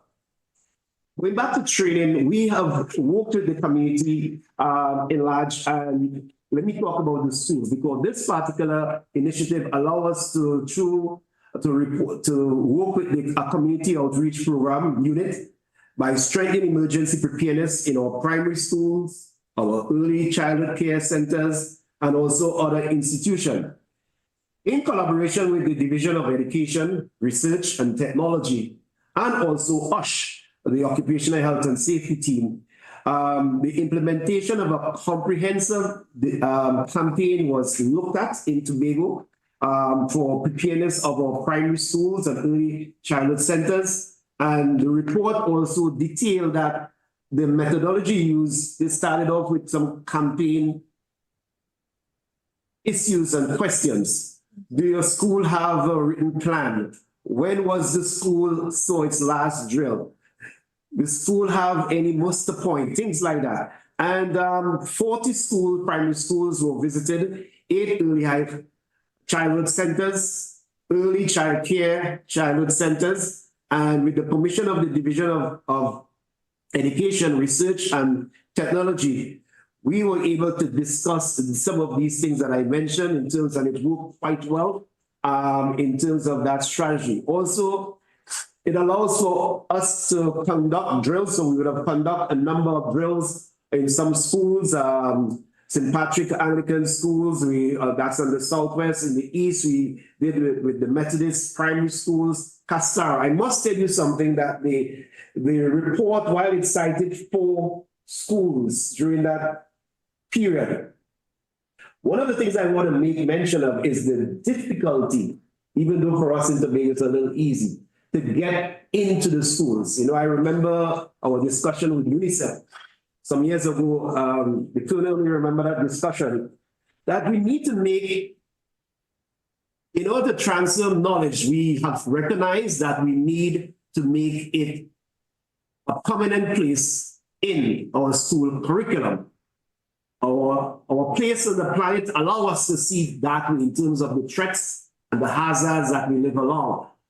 Just asking for an hour into a school sometimes is not sufficient. It is quite challenging to even get into a school, you know, based on the relationships and the school ongoing curriculum. These are some of the challenges that we see that we have going forward. But I must report that the MCR, or making that strategic objective, have what it takes, about 10 major pillars, and we are working it part of our working plan going forward. Another critical thing that we did last year and going forward is our CERT 1,000 strong program. That CERT 1,000 strong program, to me, is a big catch. It allowed for preparing Tobago for another 1963. While we attend to emergencies to a professional CERT program, we recognize, and I said earlier on, that the quality is in the quantities. And therefore, the CERT 1,000 program speaks specifically to that. We were able to receive the funding from the EU to get it going. We have over, it was supposed to be a 5-year program as outlined in the MCR, but we have recognized in 1 year's time, we were able to get over close to 600 registrants. I look at the figures yesterday. Okay, thank you very much, Mr. Stewart. I think we need to move on to some other areas of the presentations, and I'd like to invite some of my other committee members to present their questions. Chairman, with your leave, if I may. I have a couple of questions coming out, well, from the opening statement, as well as some that I would have prepared. So if I could just have an opportunity to start with the ODPM. I don't know, there's something that when you were listing, through your chair, I wanted to ask about the response and recovery aspect of ODPM's operations, because generally we know about the preparedness aspect, and we've received a lot of material on how ODPM tries to liaise with other agencies about preparedness. But what about the response and recovery aspect? At what point does the ODPM actually need to get into the field to assist in the response and recovery after there's a natural disaster? For example, I think the most common one that we're dealing with is flooding. So let's take a flooding situation. At what point does ODPM have to get into the field? Because I looked at your response as well, and when you listed the things that you are involved in, you also mentioned field deployments and response coordination. Is this an on-the-ground type of coordination that you are doing? At what point do you get involved? And what are some of the instances that you could indicate, like let's say within the last year, where ODPM had to get involved in response and recovery, and what are some of the activities that you undertake? Working, of course, I assume, with the first responders. Thank you very much for the question, member. The Trinidad and Tobago operates on a system that we call the National Response Framework. And the framework outlines 3 levels for response in the country. At level 1 is the level where the local authorities, that is disaster management units, and the Tobago Emergency Management Agency. They deal with whatever the hazard situation is. They deal with it because they have the capacity, they have the capabilities to allow them to treat with the situation that they are confronted with. At level 2 is when these agencies reach out to the ODPM to ask for support. It could be because the resources that they have are exhausted, or they anticipate it would be exhausted, or it is because the ODPM may be able to bring something additional that can assist that corporation that needs help, or in the case of Tobago, if help is needed across there. But then there's a third level, and that third level is if the ODPM haven't brought national resources to the situation, the country is still challenged. And if that is the case, then the ODPM, in its role as the national focal point for response in this case, through government direction, will reach out to the Caribbean Disaster Emergency Management Agency system. 18 other states through SIDIMA, where we will get additional support. And if it is that more support is needed, we will also reach into the United Nations system and get support through the United Nations system or directly from another country through bilateral means. So that's level 1, 2, and 3. To move to level 2, where the ODPM gets more directly involved, is as a result of a request that is made either from the Minister of Rural Development and Local Government to the Minister of National Security, or from the PS across the line between PSs, or between the Senior Disaster Management Coordinator, Mr. David here, and myself, or my operations manager. And it is on account of a request from the local authority, either in Trinidad or in Tobago, that the ODPM will get involved. The ODPM doesn't, however, have troops. You know, there's a perception that the ODPM has troops to send into areas. No, the ODPM, as I would have indicated, is a coordinating agency. And what the ODPM is doing, it is monitoring at all levels. From the time something happens, the ODPM is monitoring. And there's monitoring at level 1. So in the event we need additional resources at the local level, the ODPM would reach out to the Chief of Defense Staff to bring in national resources from the Defense Force, or the Chief Fire Officer to bring in additional. Right. Just because we're running pretty late into this meeting, and I just want to get some actual data out of this meeting. Could you tell me in the last year how many times requests have been made from either the Minister or Permanent Secretary in the Ministry of Rural Development, or from one of the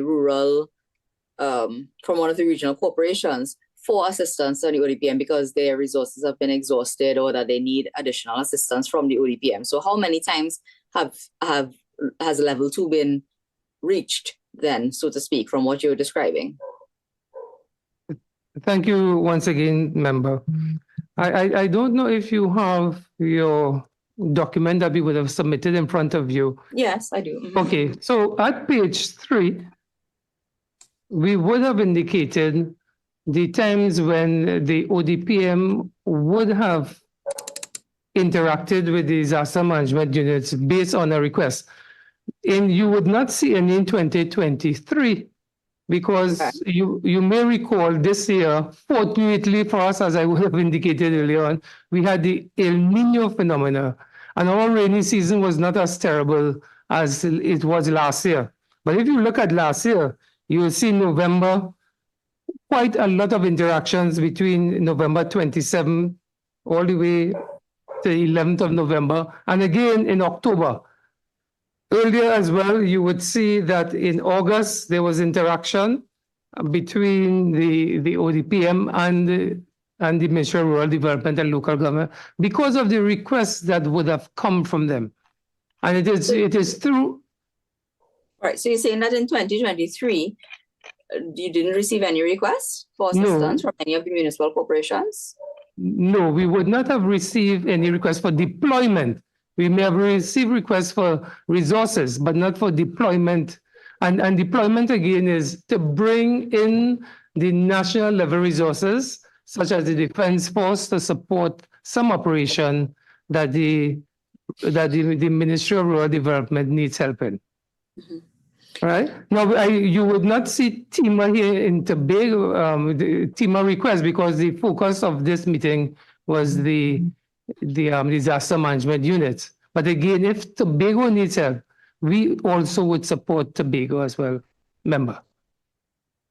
So whose responsibility is it to reach out to the ODPM in the event that assistance is needed? Is it at the regional corporation level, or do they have to go straight to or do they have to go through the Ministry of Rural Development?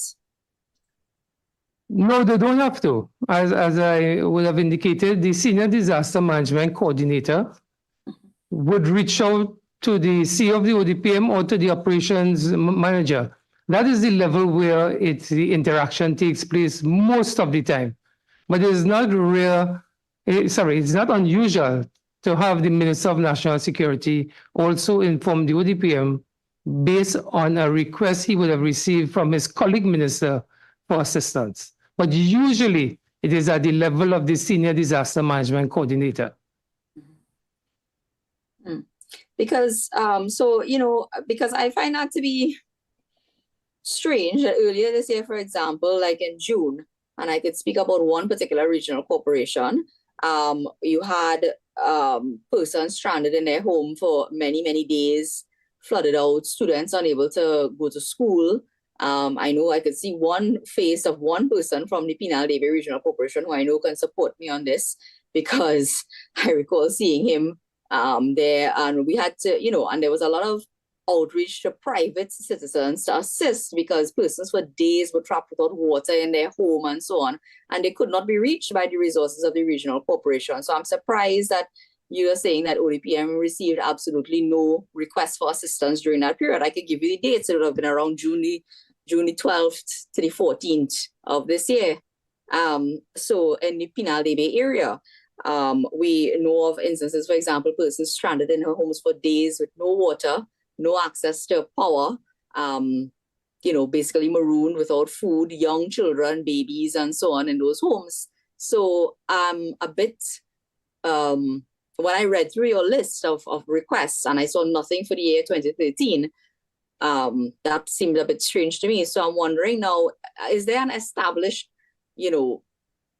trigger for, or a policy that dictates where it is that a corporation really ought to escalate to the ODPM because they're simply not managing? And does the supervision of the ODPM of what is happening in every time that there's an issue taking place, would you take it upon yourself to reach out and say, listen, we are seeing media reports, because it was well covered in the media. We are seeing media reports that, look, persons are stranded for days on end, you cannot reach them, that sort of thing. Do you require additional assistance? Because there seems to be, I don't know, some, not a lot of communication sometimes in these instances, and the perception of the public. And I want to give you the opportunity to give this information, because the perception of the public is that for days on end, persons are being impacted by severe flooding, for example, in particular areas, and you do not see, nor hear, nor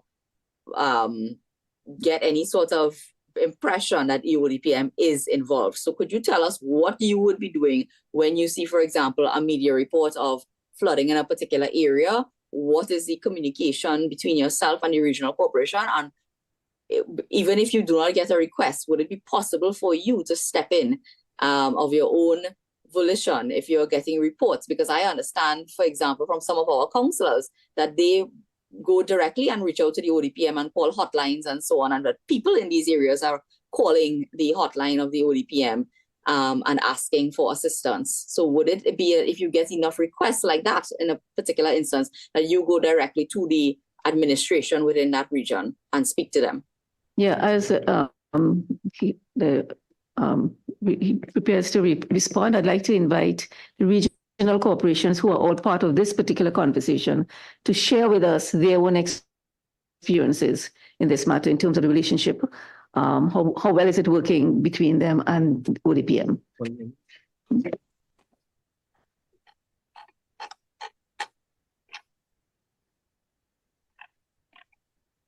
Yeah, so you can go ahead, Mr. General. As I said, as you prepare you go ahead, I would invite the regional corporations to join this particular question. Thank you very much, Chair. And thanks again, member. The ODPM is always monitoring what is taking place in terms of hazard incidents that impacting, whether it is in Trinidad or whether it is in Tobago.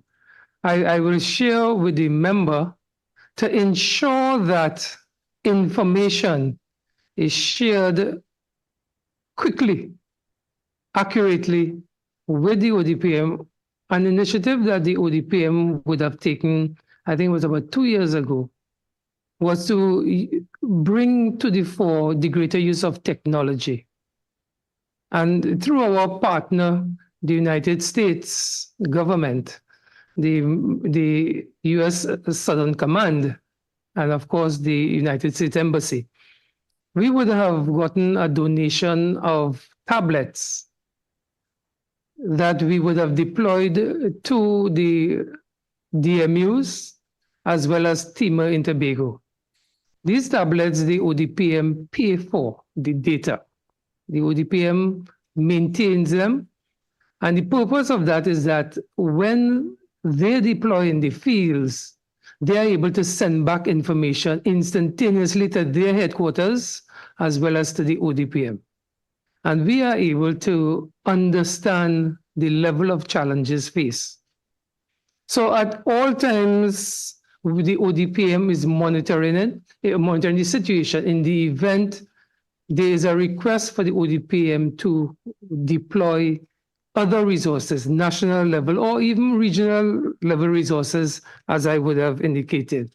So the ODPM is not just waiting for something to happen. We are monitoring, but also we are reaching out at all times because we are in communication with the headquarters of disaster management units. We also, in fact, would be in contact through our regional coordinators with the DMUs, because we have 5 regional coordinators and each one of them would have some contact person that they will speak with in the disaster management units. So any requests that we would receive from them in the event that we receive a request from them, it would be channeled usually through the senior disaster management coordinator. But even if it comes directly, we would immediately begin to speak with the senior disaster management coordinator, because it is important that their headquarters know what is required, what the request is. And we try as much as possible to provide them with all the resources. Final point, Chair, hotlines.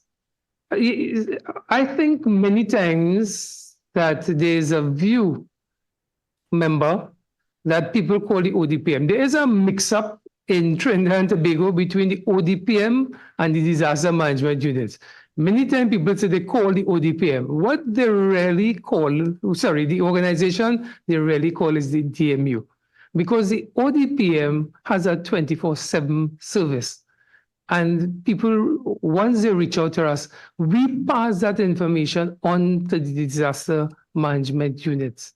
So we are always leaning forward, we're always supporting, and we are always involved. Even if we are not physically involved, we are involved supporting in some way. Thanks a lot, Chair. Okay, thanks. Because the member identified the situation at Pinal Debe, I'd like to invite Mr. Lal, the DMU coordinator from Pinal Debe, to give us his experience. Thank you very much, Chair. At the Pinal Debe Regional Corporation, we have had a good working relationship between us and the ODPM. The ODPM has been an agency that coordinates the response. So, for example, in 2017, in 2018, when there was widespread riverine flooding, the ODPM provided members of the Trinidad and Tobago Regiment who came to assist with assessments post-flood. They also coordinated the response of the Coast Guard, who helped to rescue persons who were trapped in flooding situations. The ODPM also helps with humanitarian assistance. The member mentioned that persons were trapped in their homes for days. But as it is now, we do not have the authority to tell persons leave. Sometimes they stay when the water is surrounding their homes. So the ODPM coordinates the delivery of meals, of water for these persons. So we have had a good relationship between the disaster management unit at Pinal Debe and the ODPM. In some instances, I recall in 2019, 2020, they came with their response to Jeep Wranglers.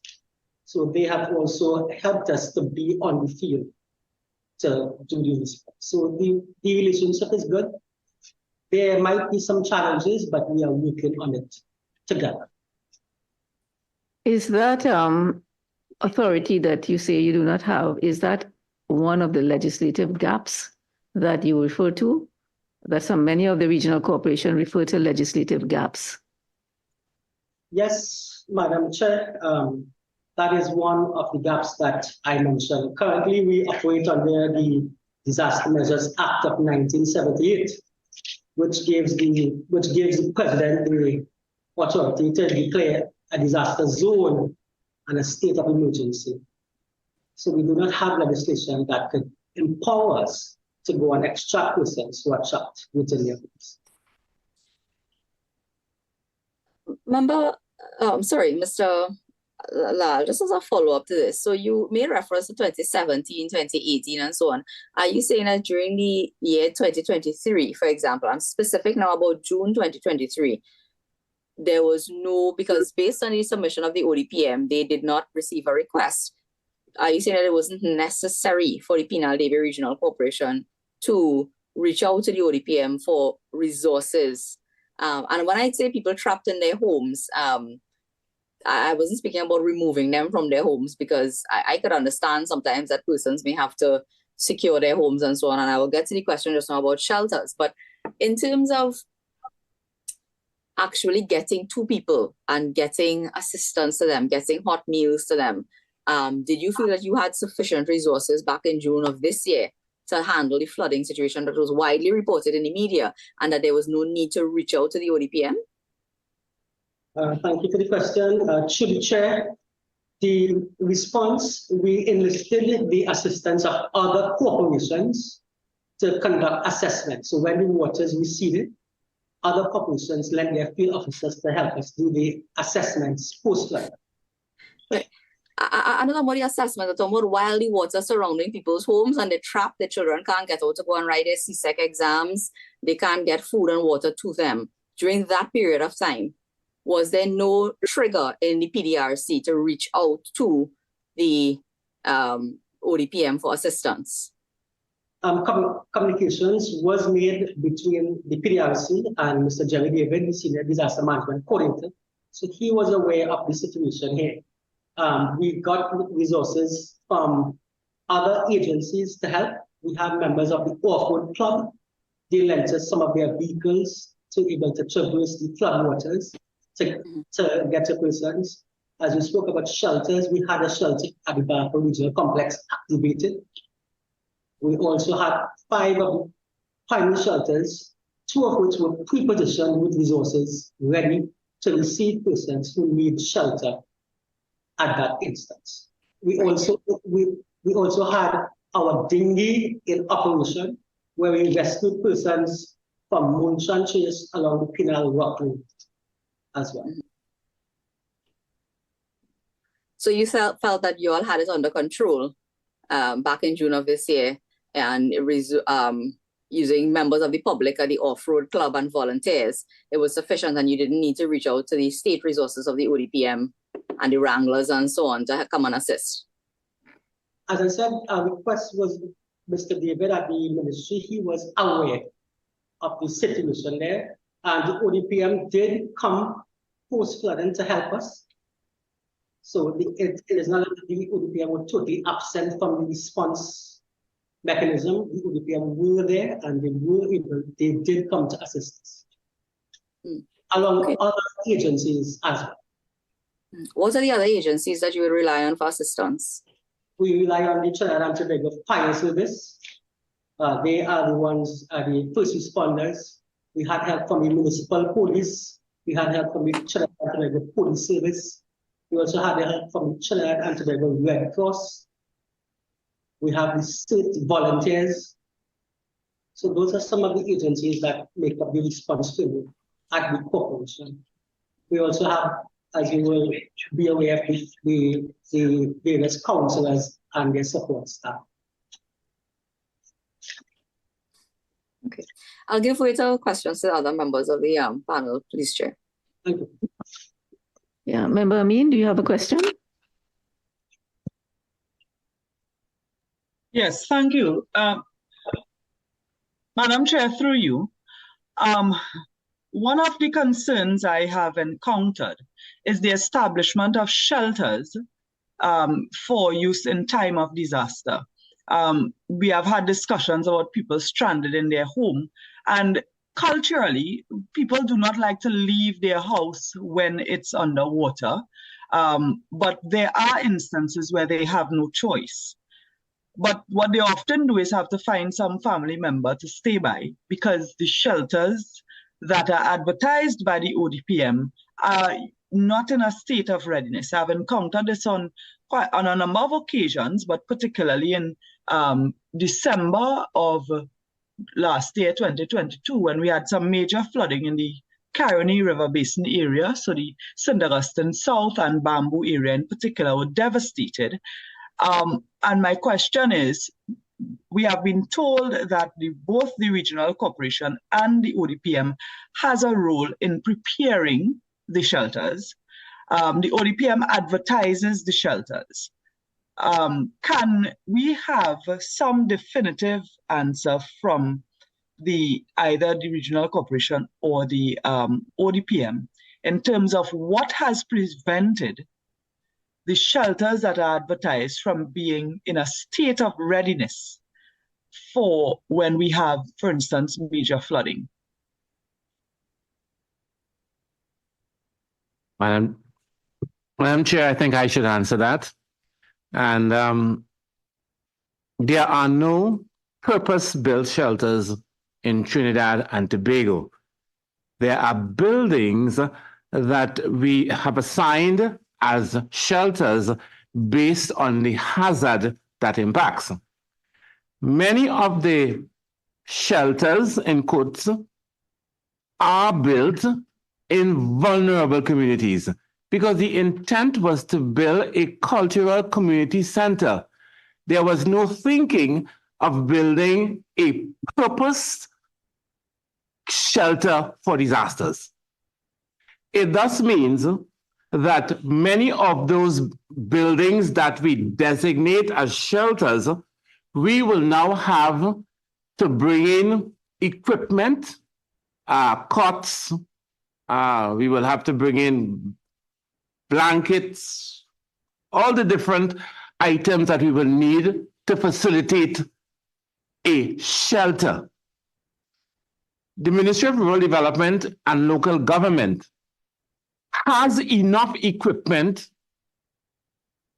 and I had the opportunity and the honor of walking the member through the warehouse facility of the ministry, and we have cots and taps and everything that could equip many, I wouldn't say every shelter in Trinidad, but many shelters.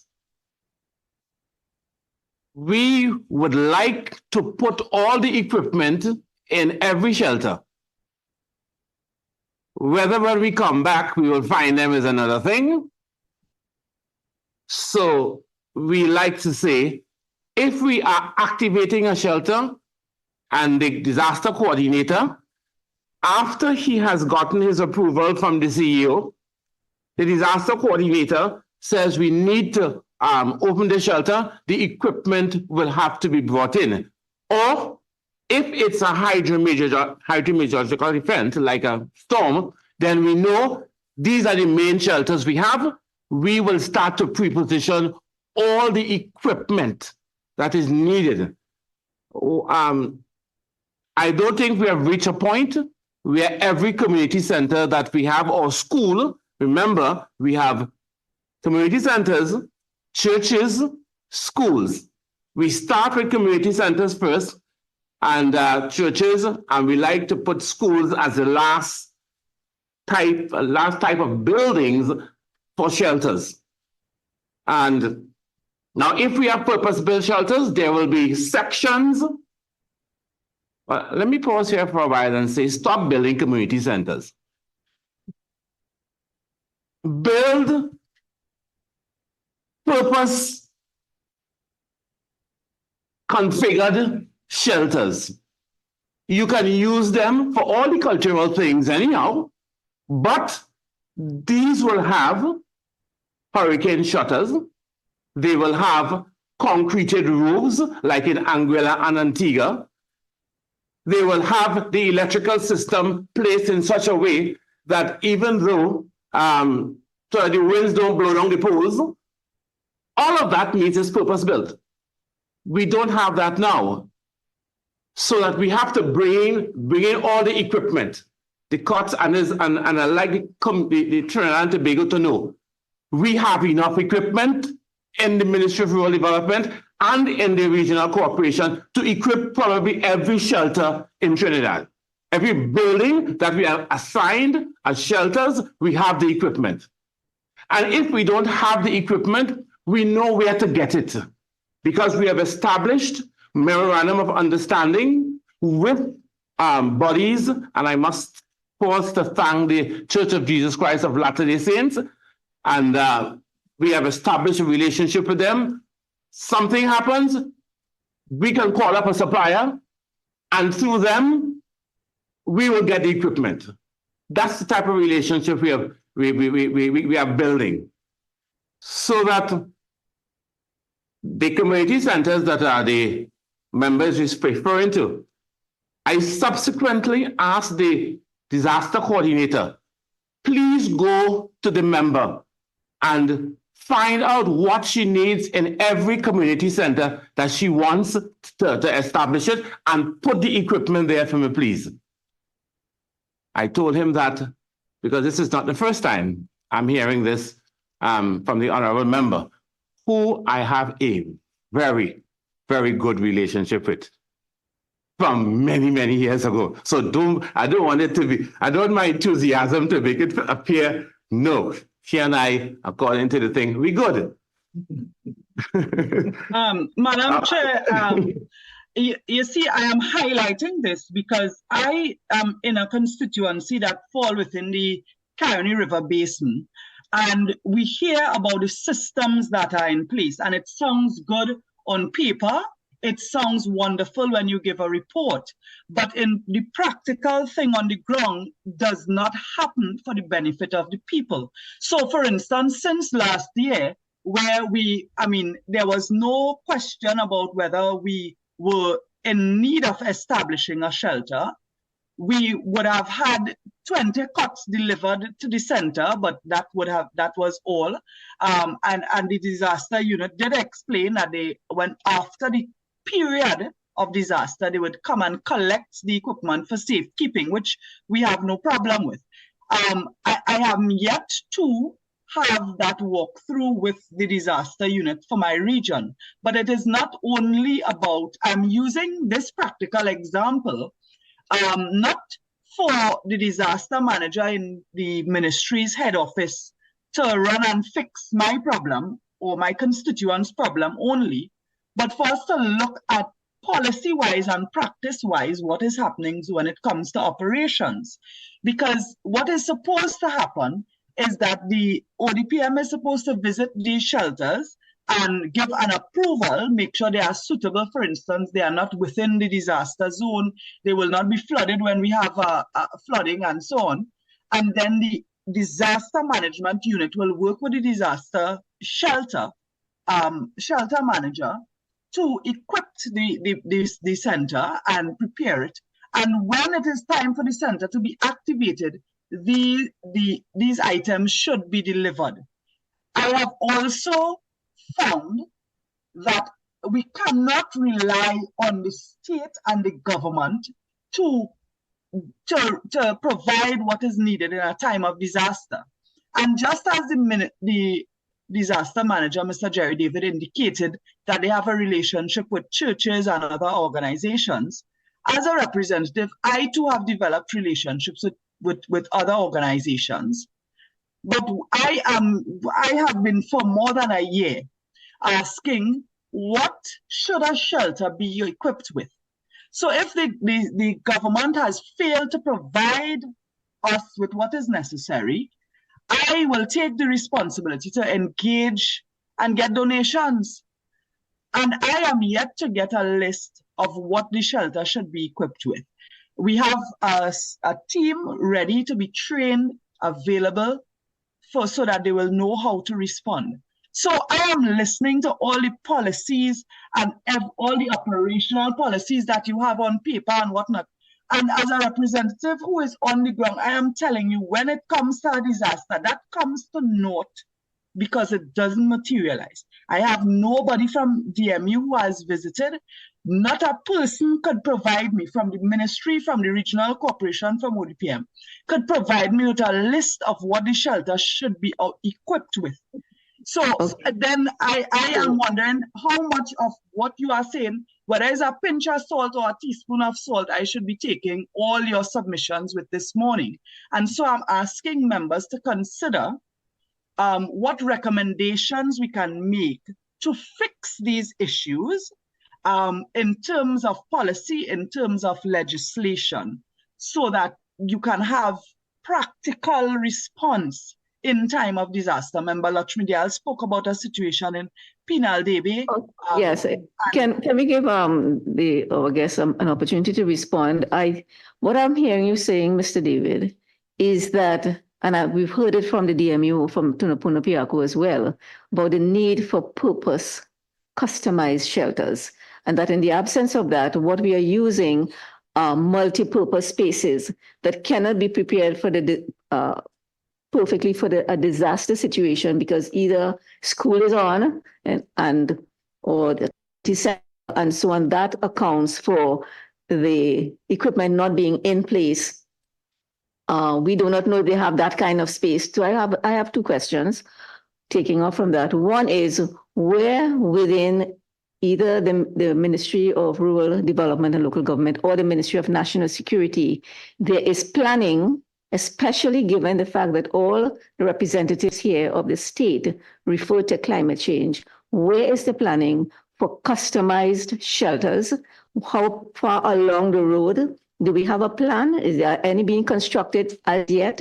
Secondly, in the interim, what kind of arrangements are made to ensure an almost seamless response in a disaster situation?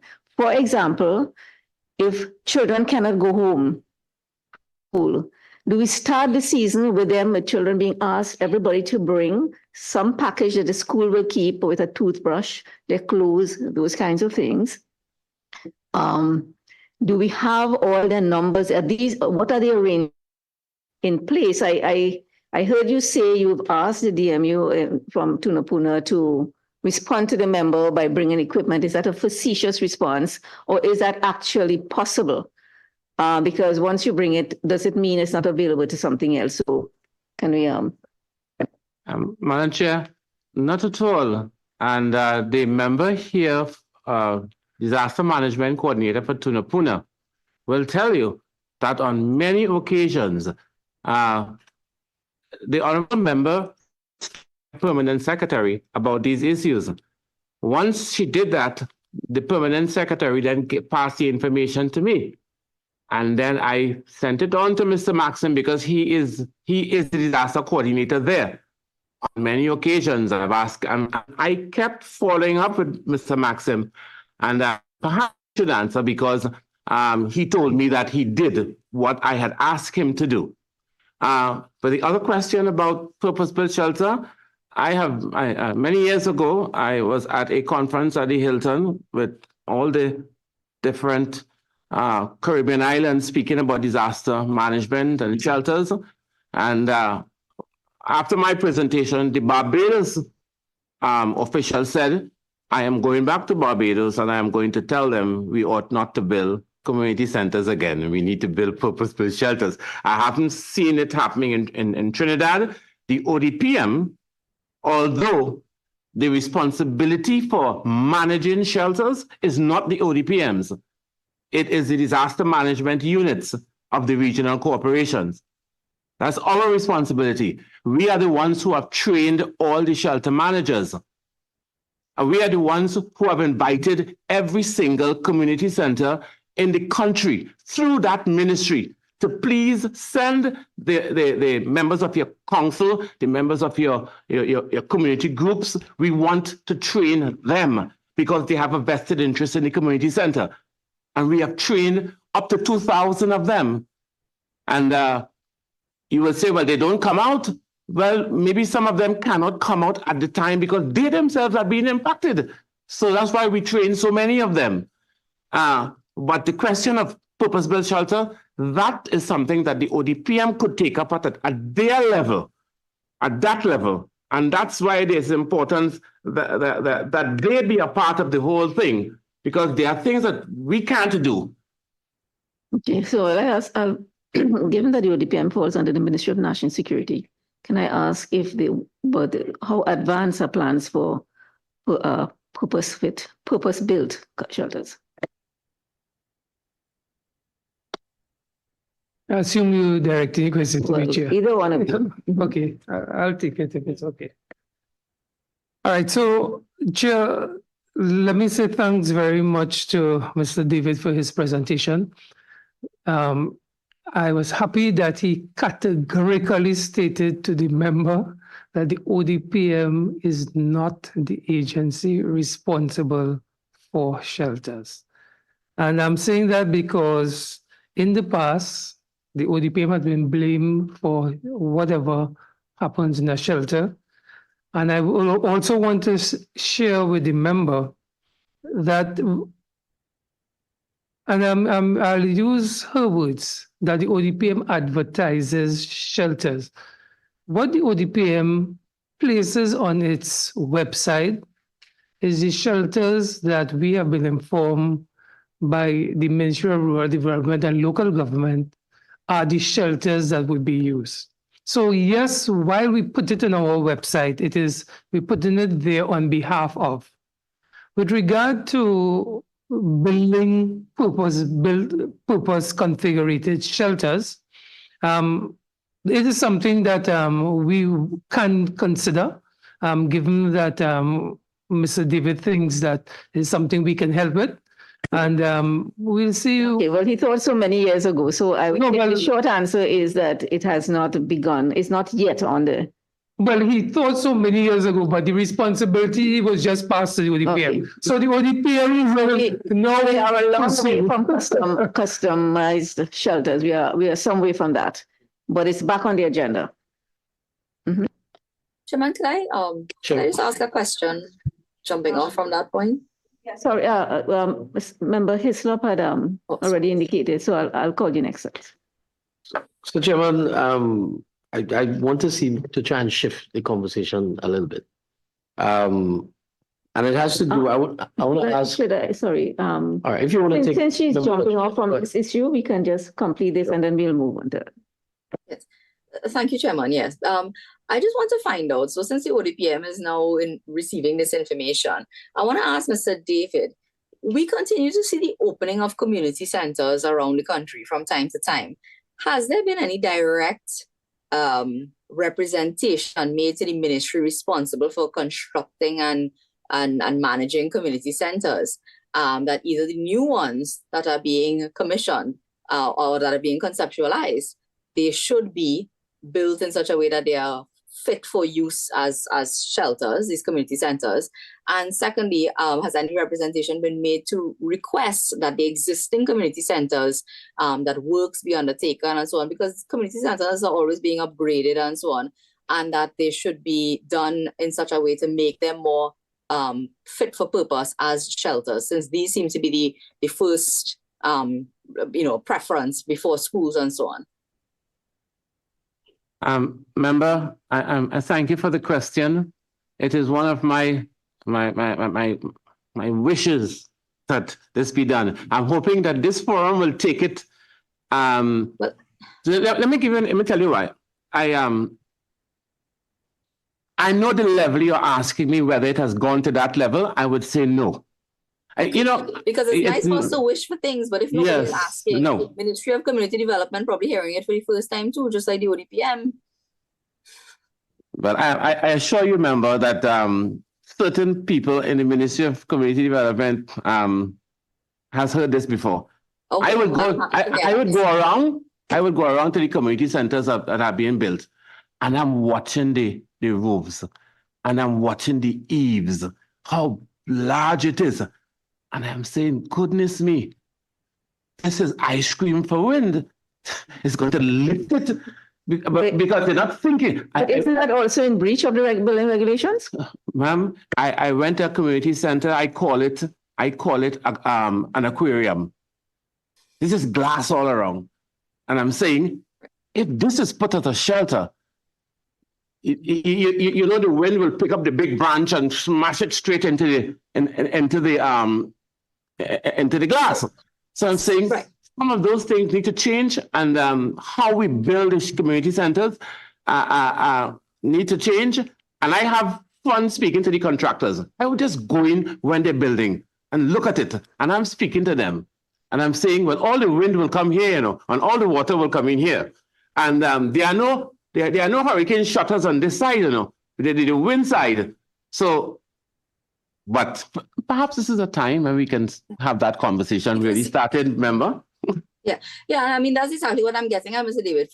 Perhaps I'm thinking that every new community center that's being built around the country, from the design phase, it should be in a location that is not prone to flooding, so people can be there and be safe. 2, it should be less pretty and more practical.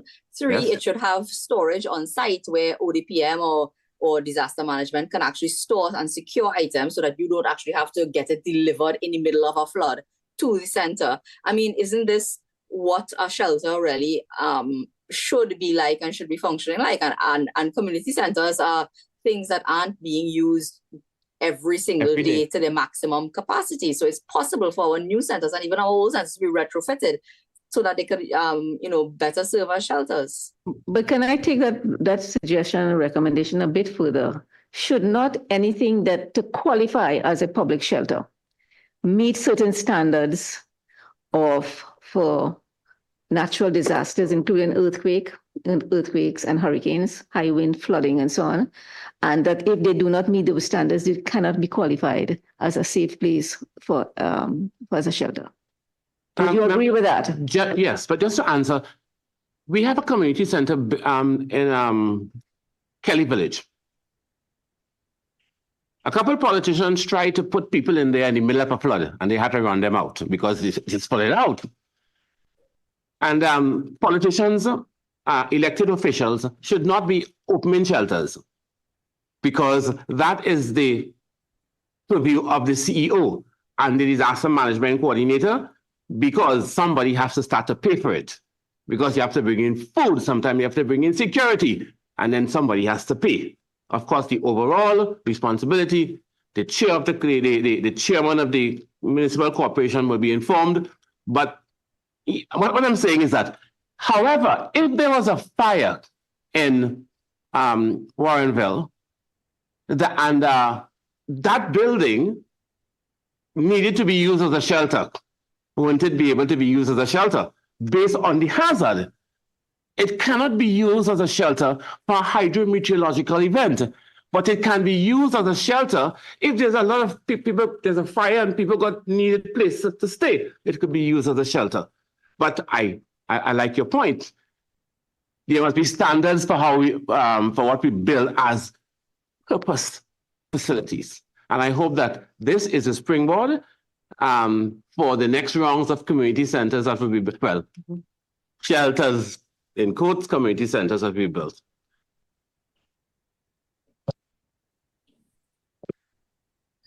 Thank you. Thank you. Can I say, before I say that, we will have to stop around 12:45 to facilitate those who need to go to the house, the sitting of the house. So very quickly, Chairman, just to move the conversation along.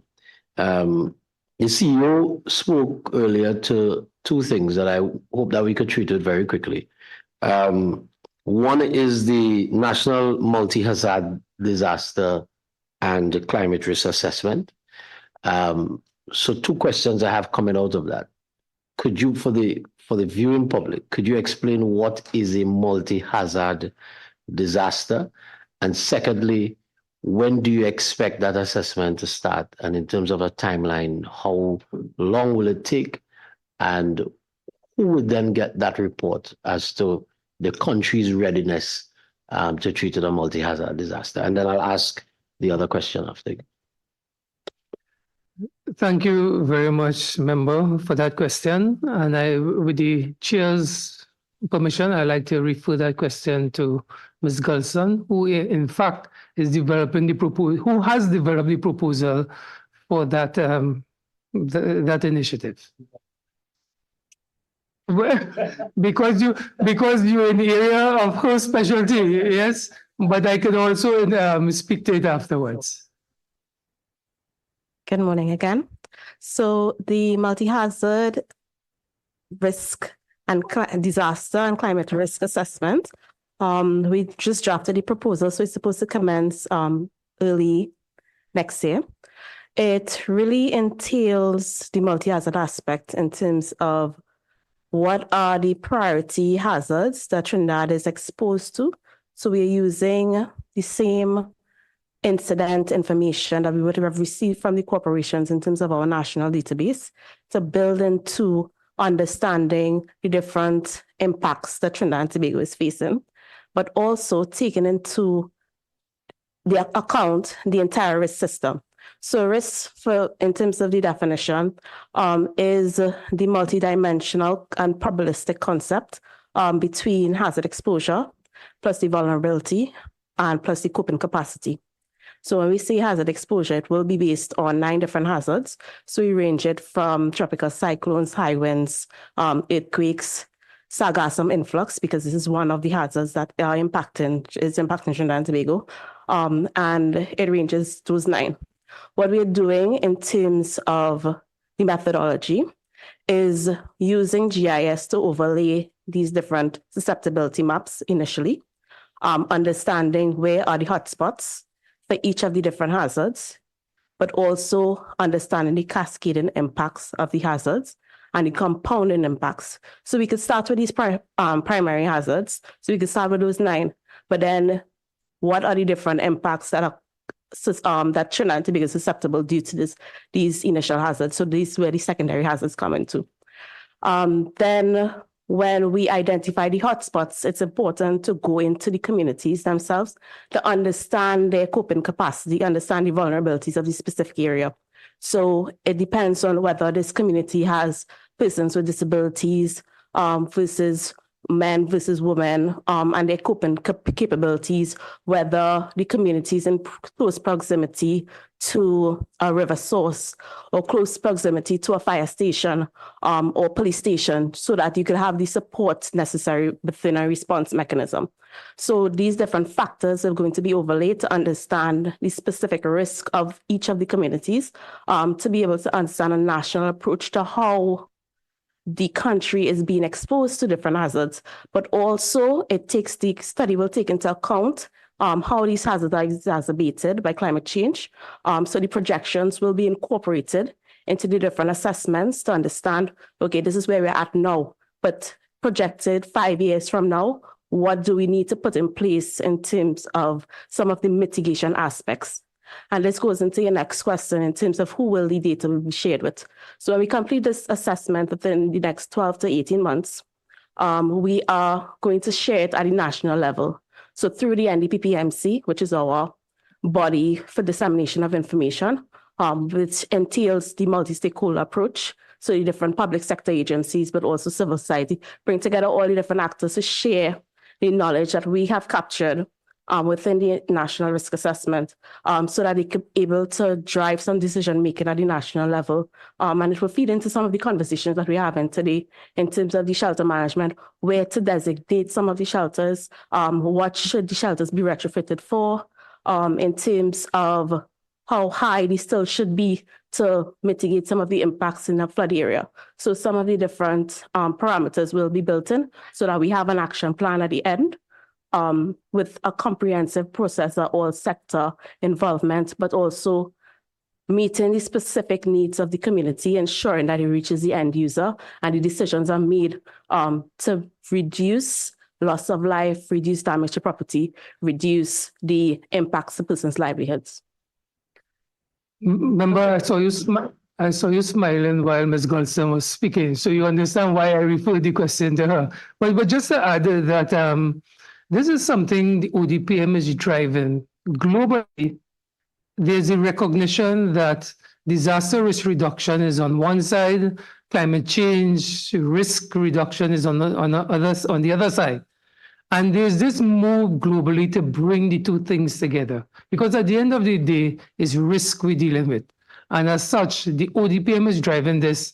And just to emphasize, we're getting the support of the Ministry of Planning and Development, who's responsible for looking at climate change, mitigation and adaptation. Thank you. Thank you, CEO. Thank you, Ms. Goldstein. You see, Chairman, and I think as Ms. Goldstein said, all of this, we're talking about the centers not being in the right place and not being purpose-built is because we've been building community centers and we've not been scientifically plotting shelters for certain areas, right? So just to jump quickly, I want to also treat with PANS, CEO, and a couple of questions coming out of that has been prepared.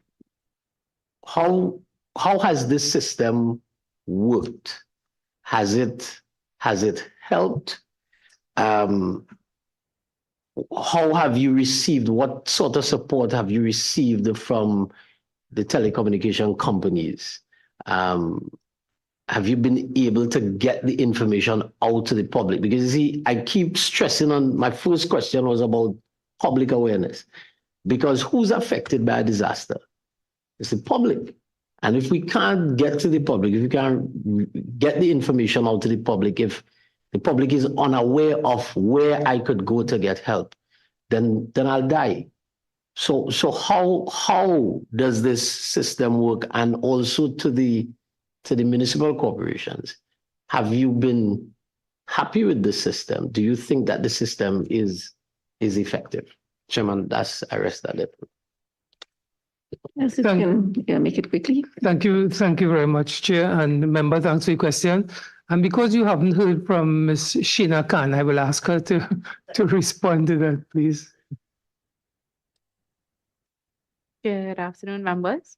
All right, and thank you for that question. So with the public alert notification system, this system works by the ODPM notifying the public via text message, voice call, through their phone lines once they're registered on the system.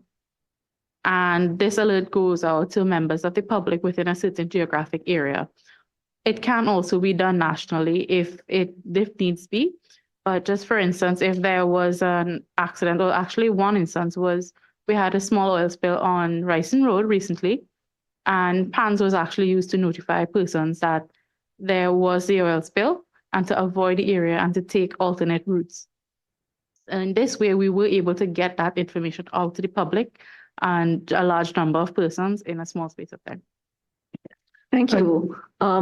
Sorry, is there some? Just to quickly add, in terms of the networks, I think we must say thank you to TSTT as well as Digicel for the support that they have given us. We continue to work with them. We want now to move to cell broadcasting, where the whole population is exposed, and we are right now in discussions with them and the Telecommunications Authority of Trinidad and Tobago with a view to making that happen. Thank you very much. Thank you. One of the, we're running down on time, but I think with the number of disaster management people that we have here, it is a common knowledge, that a lot of man-made actions create or exacerbate a flood into a flooding disaster. Is there some disconnect between the disaster management unit and within the local regional corporations, between those units and those units that are responsible for enforcement of breaches? In terms of people changing water courses, building on water courses, we had the extraordinary event in Bamboo last year, where it was said that somebody had built up and blocked the river to create new land for themselves. You know, this is, I can't verify that, but it was reported.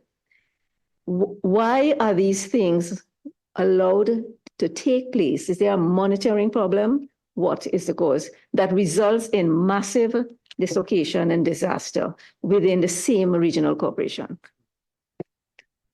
If I can get a quick response on that. Madam Chair, let me give you a very quick response because I know we're running out of time. The point you highlighted, yes, we are aware of that. And that's one of the things we are working in terms of our process improvement internally, because we do recognize that we have to mainstream disaster management into our public health divisions, as well as our municipal planning divisions that deal with building approvals and so forth. So once we're going to start that process to mainstream it in, that is something that we hope to solve, because right now it's only the public health and the municipal planning that they relate to each other. So that is a point that you raised that we have already identified. Okay, but thank you very much. We have to wrap up now. I'd like to thank all of you. I do think that the conversation was now getting to the point, which really tells us about being stricter with all these written positions as some people tend to come with. That's why I ask people to get from the beginning, get to the point so we can progress, okay? So thank you very much. And I wish to thank all stakeholders for your attendance and for sharing your invaluable knowledge with and experiences with this committee. I'd also like to thank the committee members and the staff of the Office of Parliament for their procedural and logistical support. Without them, we'd be in serious trouble. And of course, we would like to thank the viewing and listening public. Thank you very much. I now declare this meeting adjourned.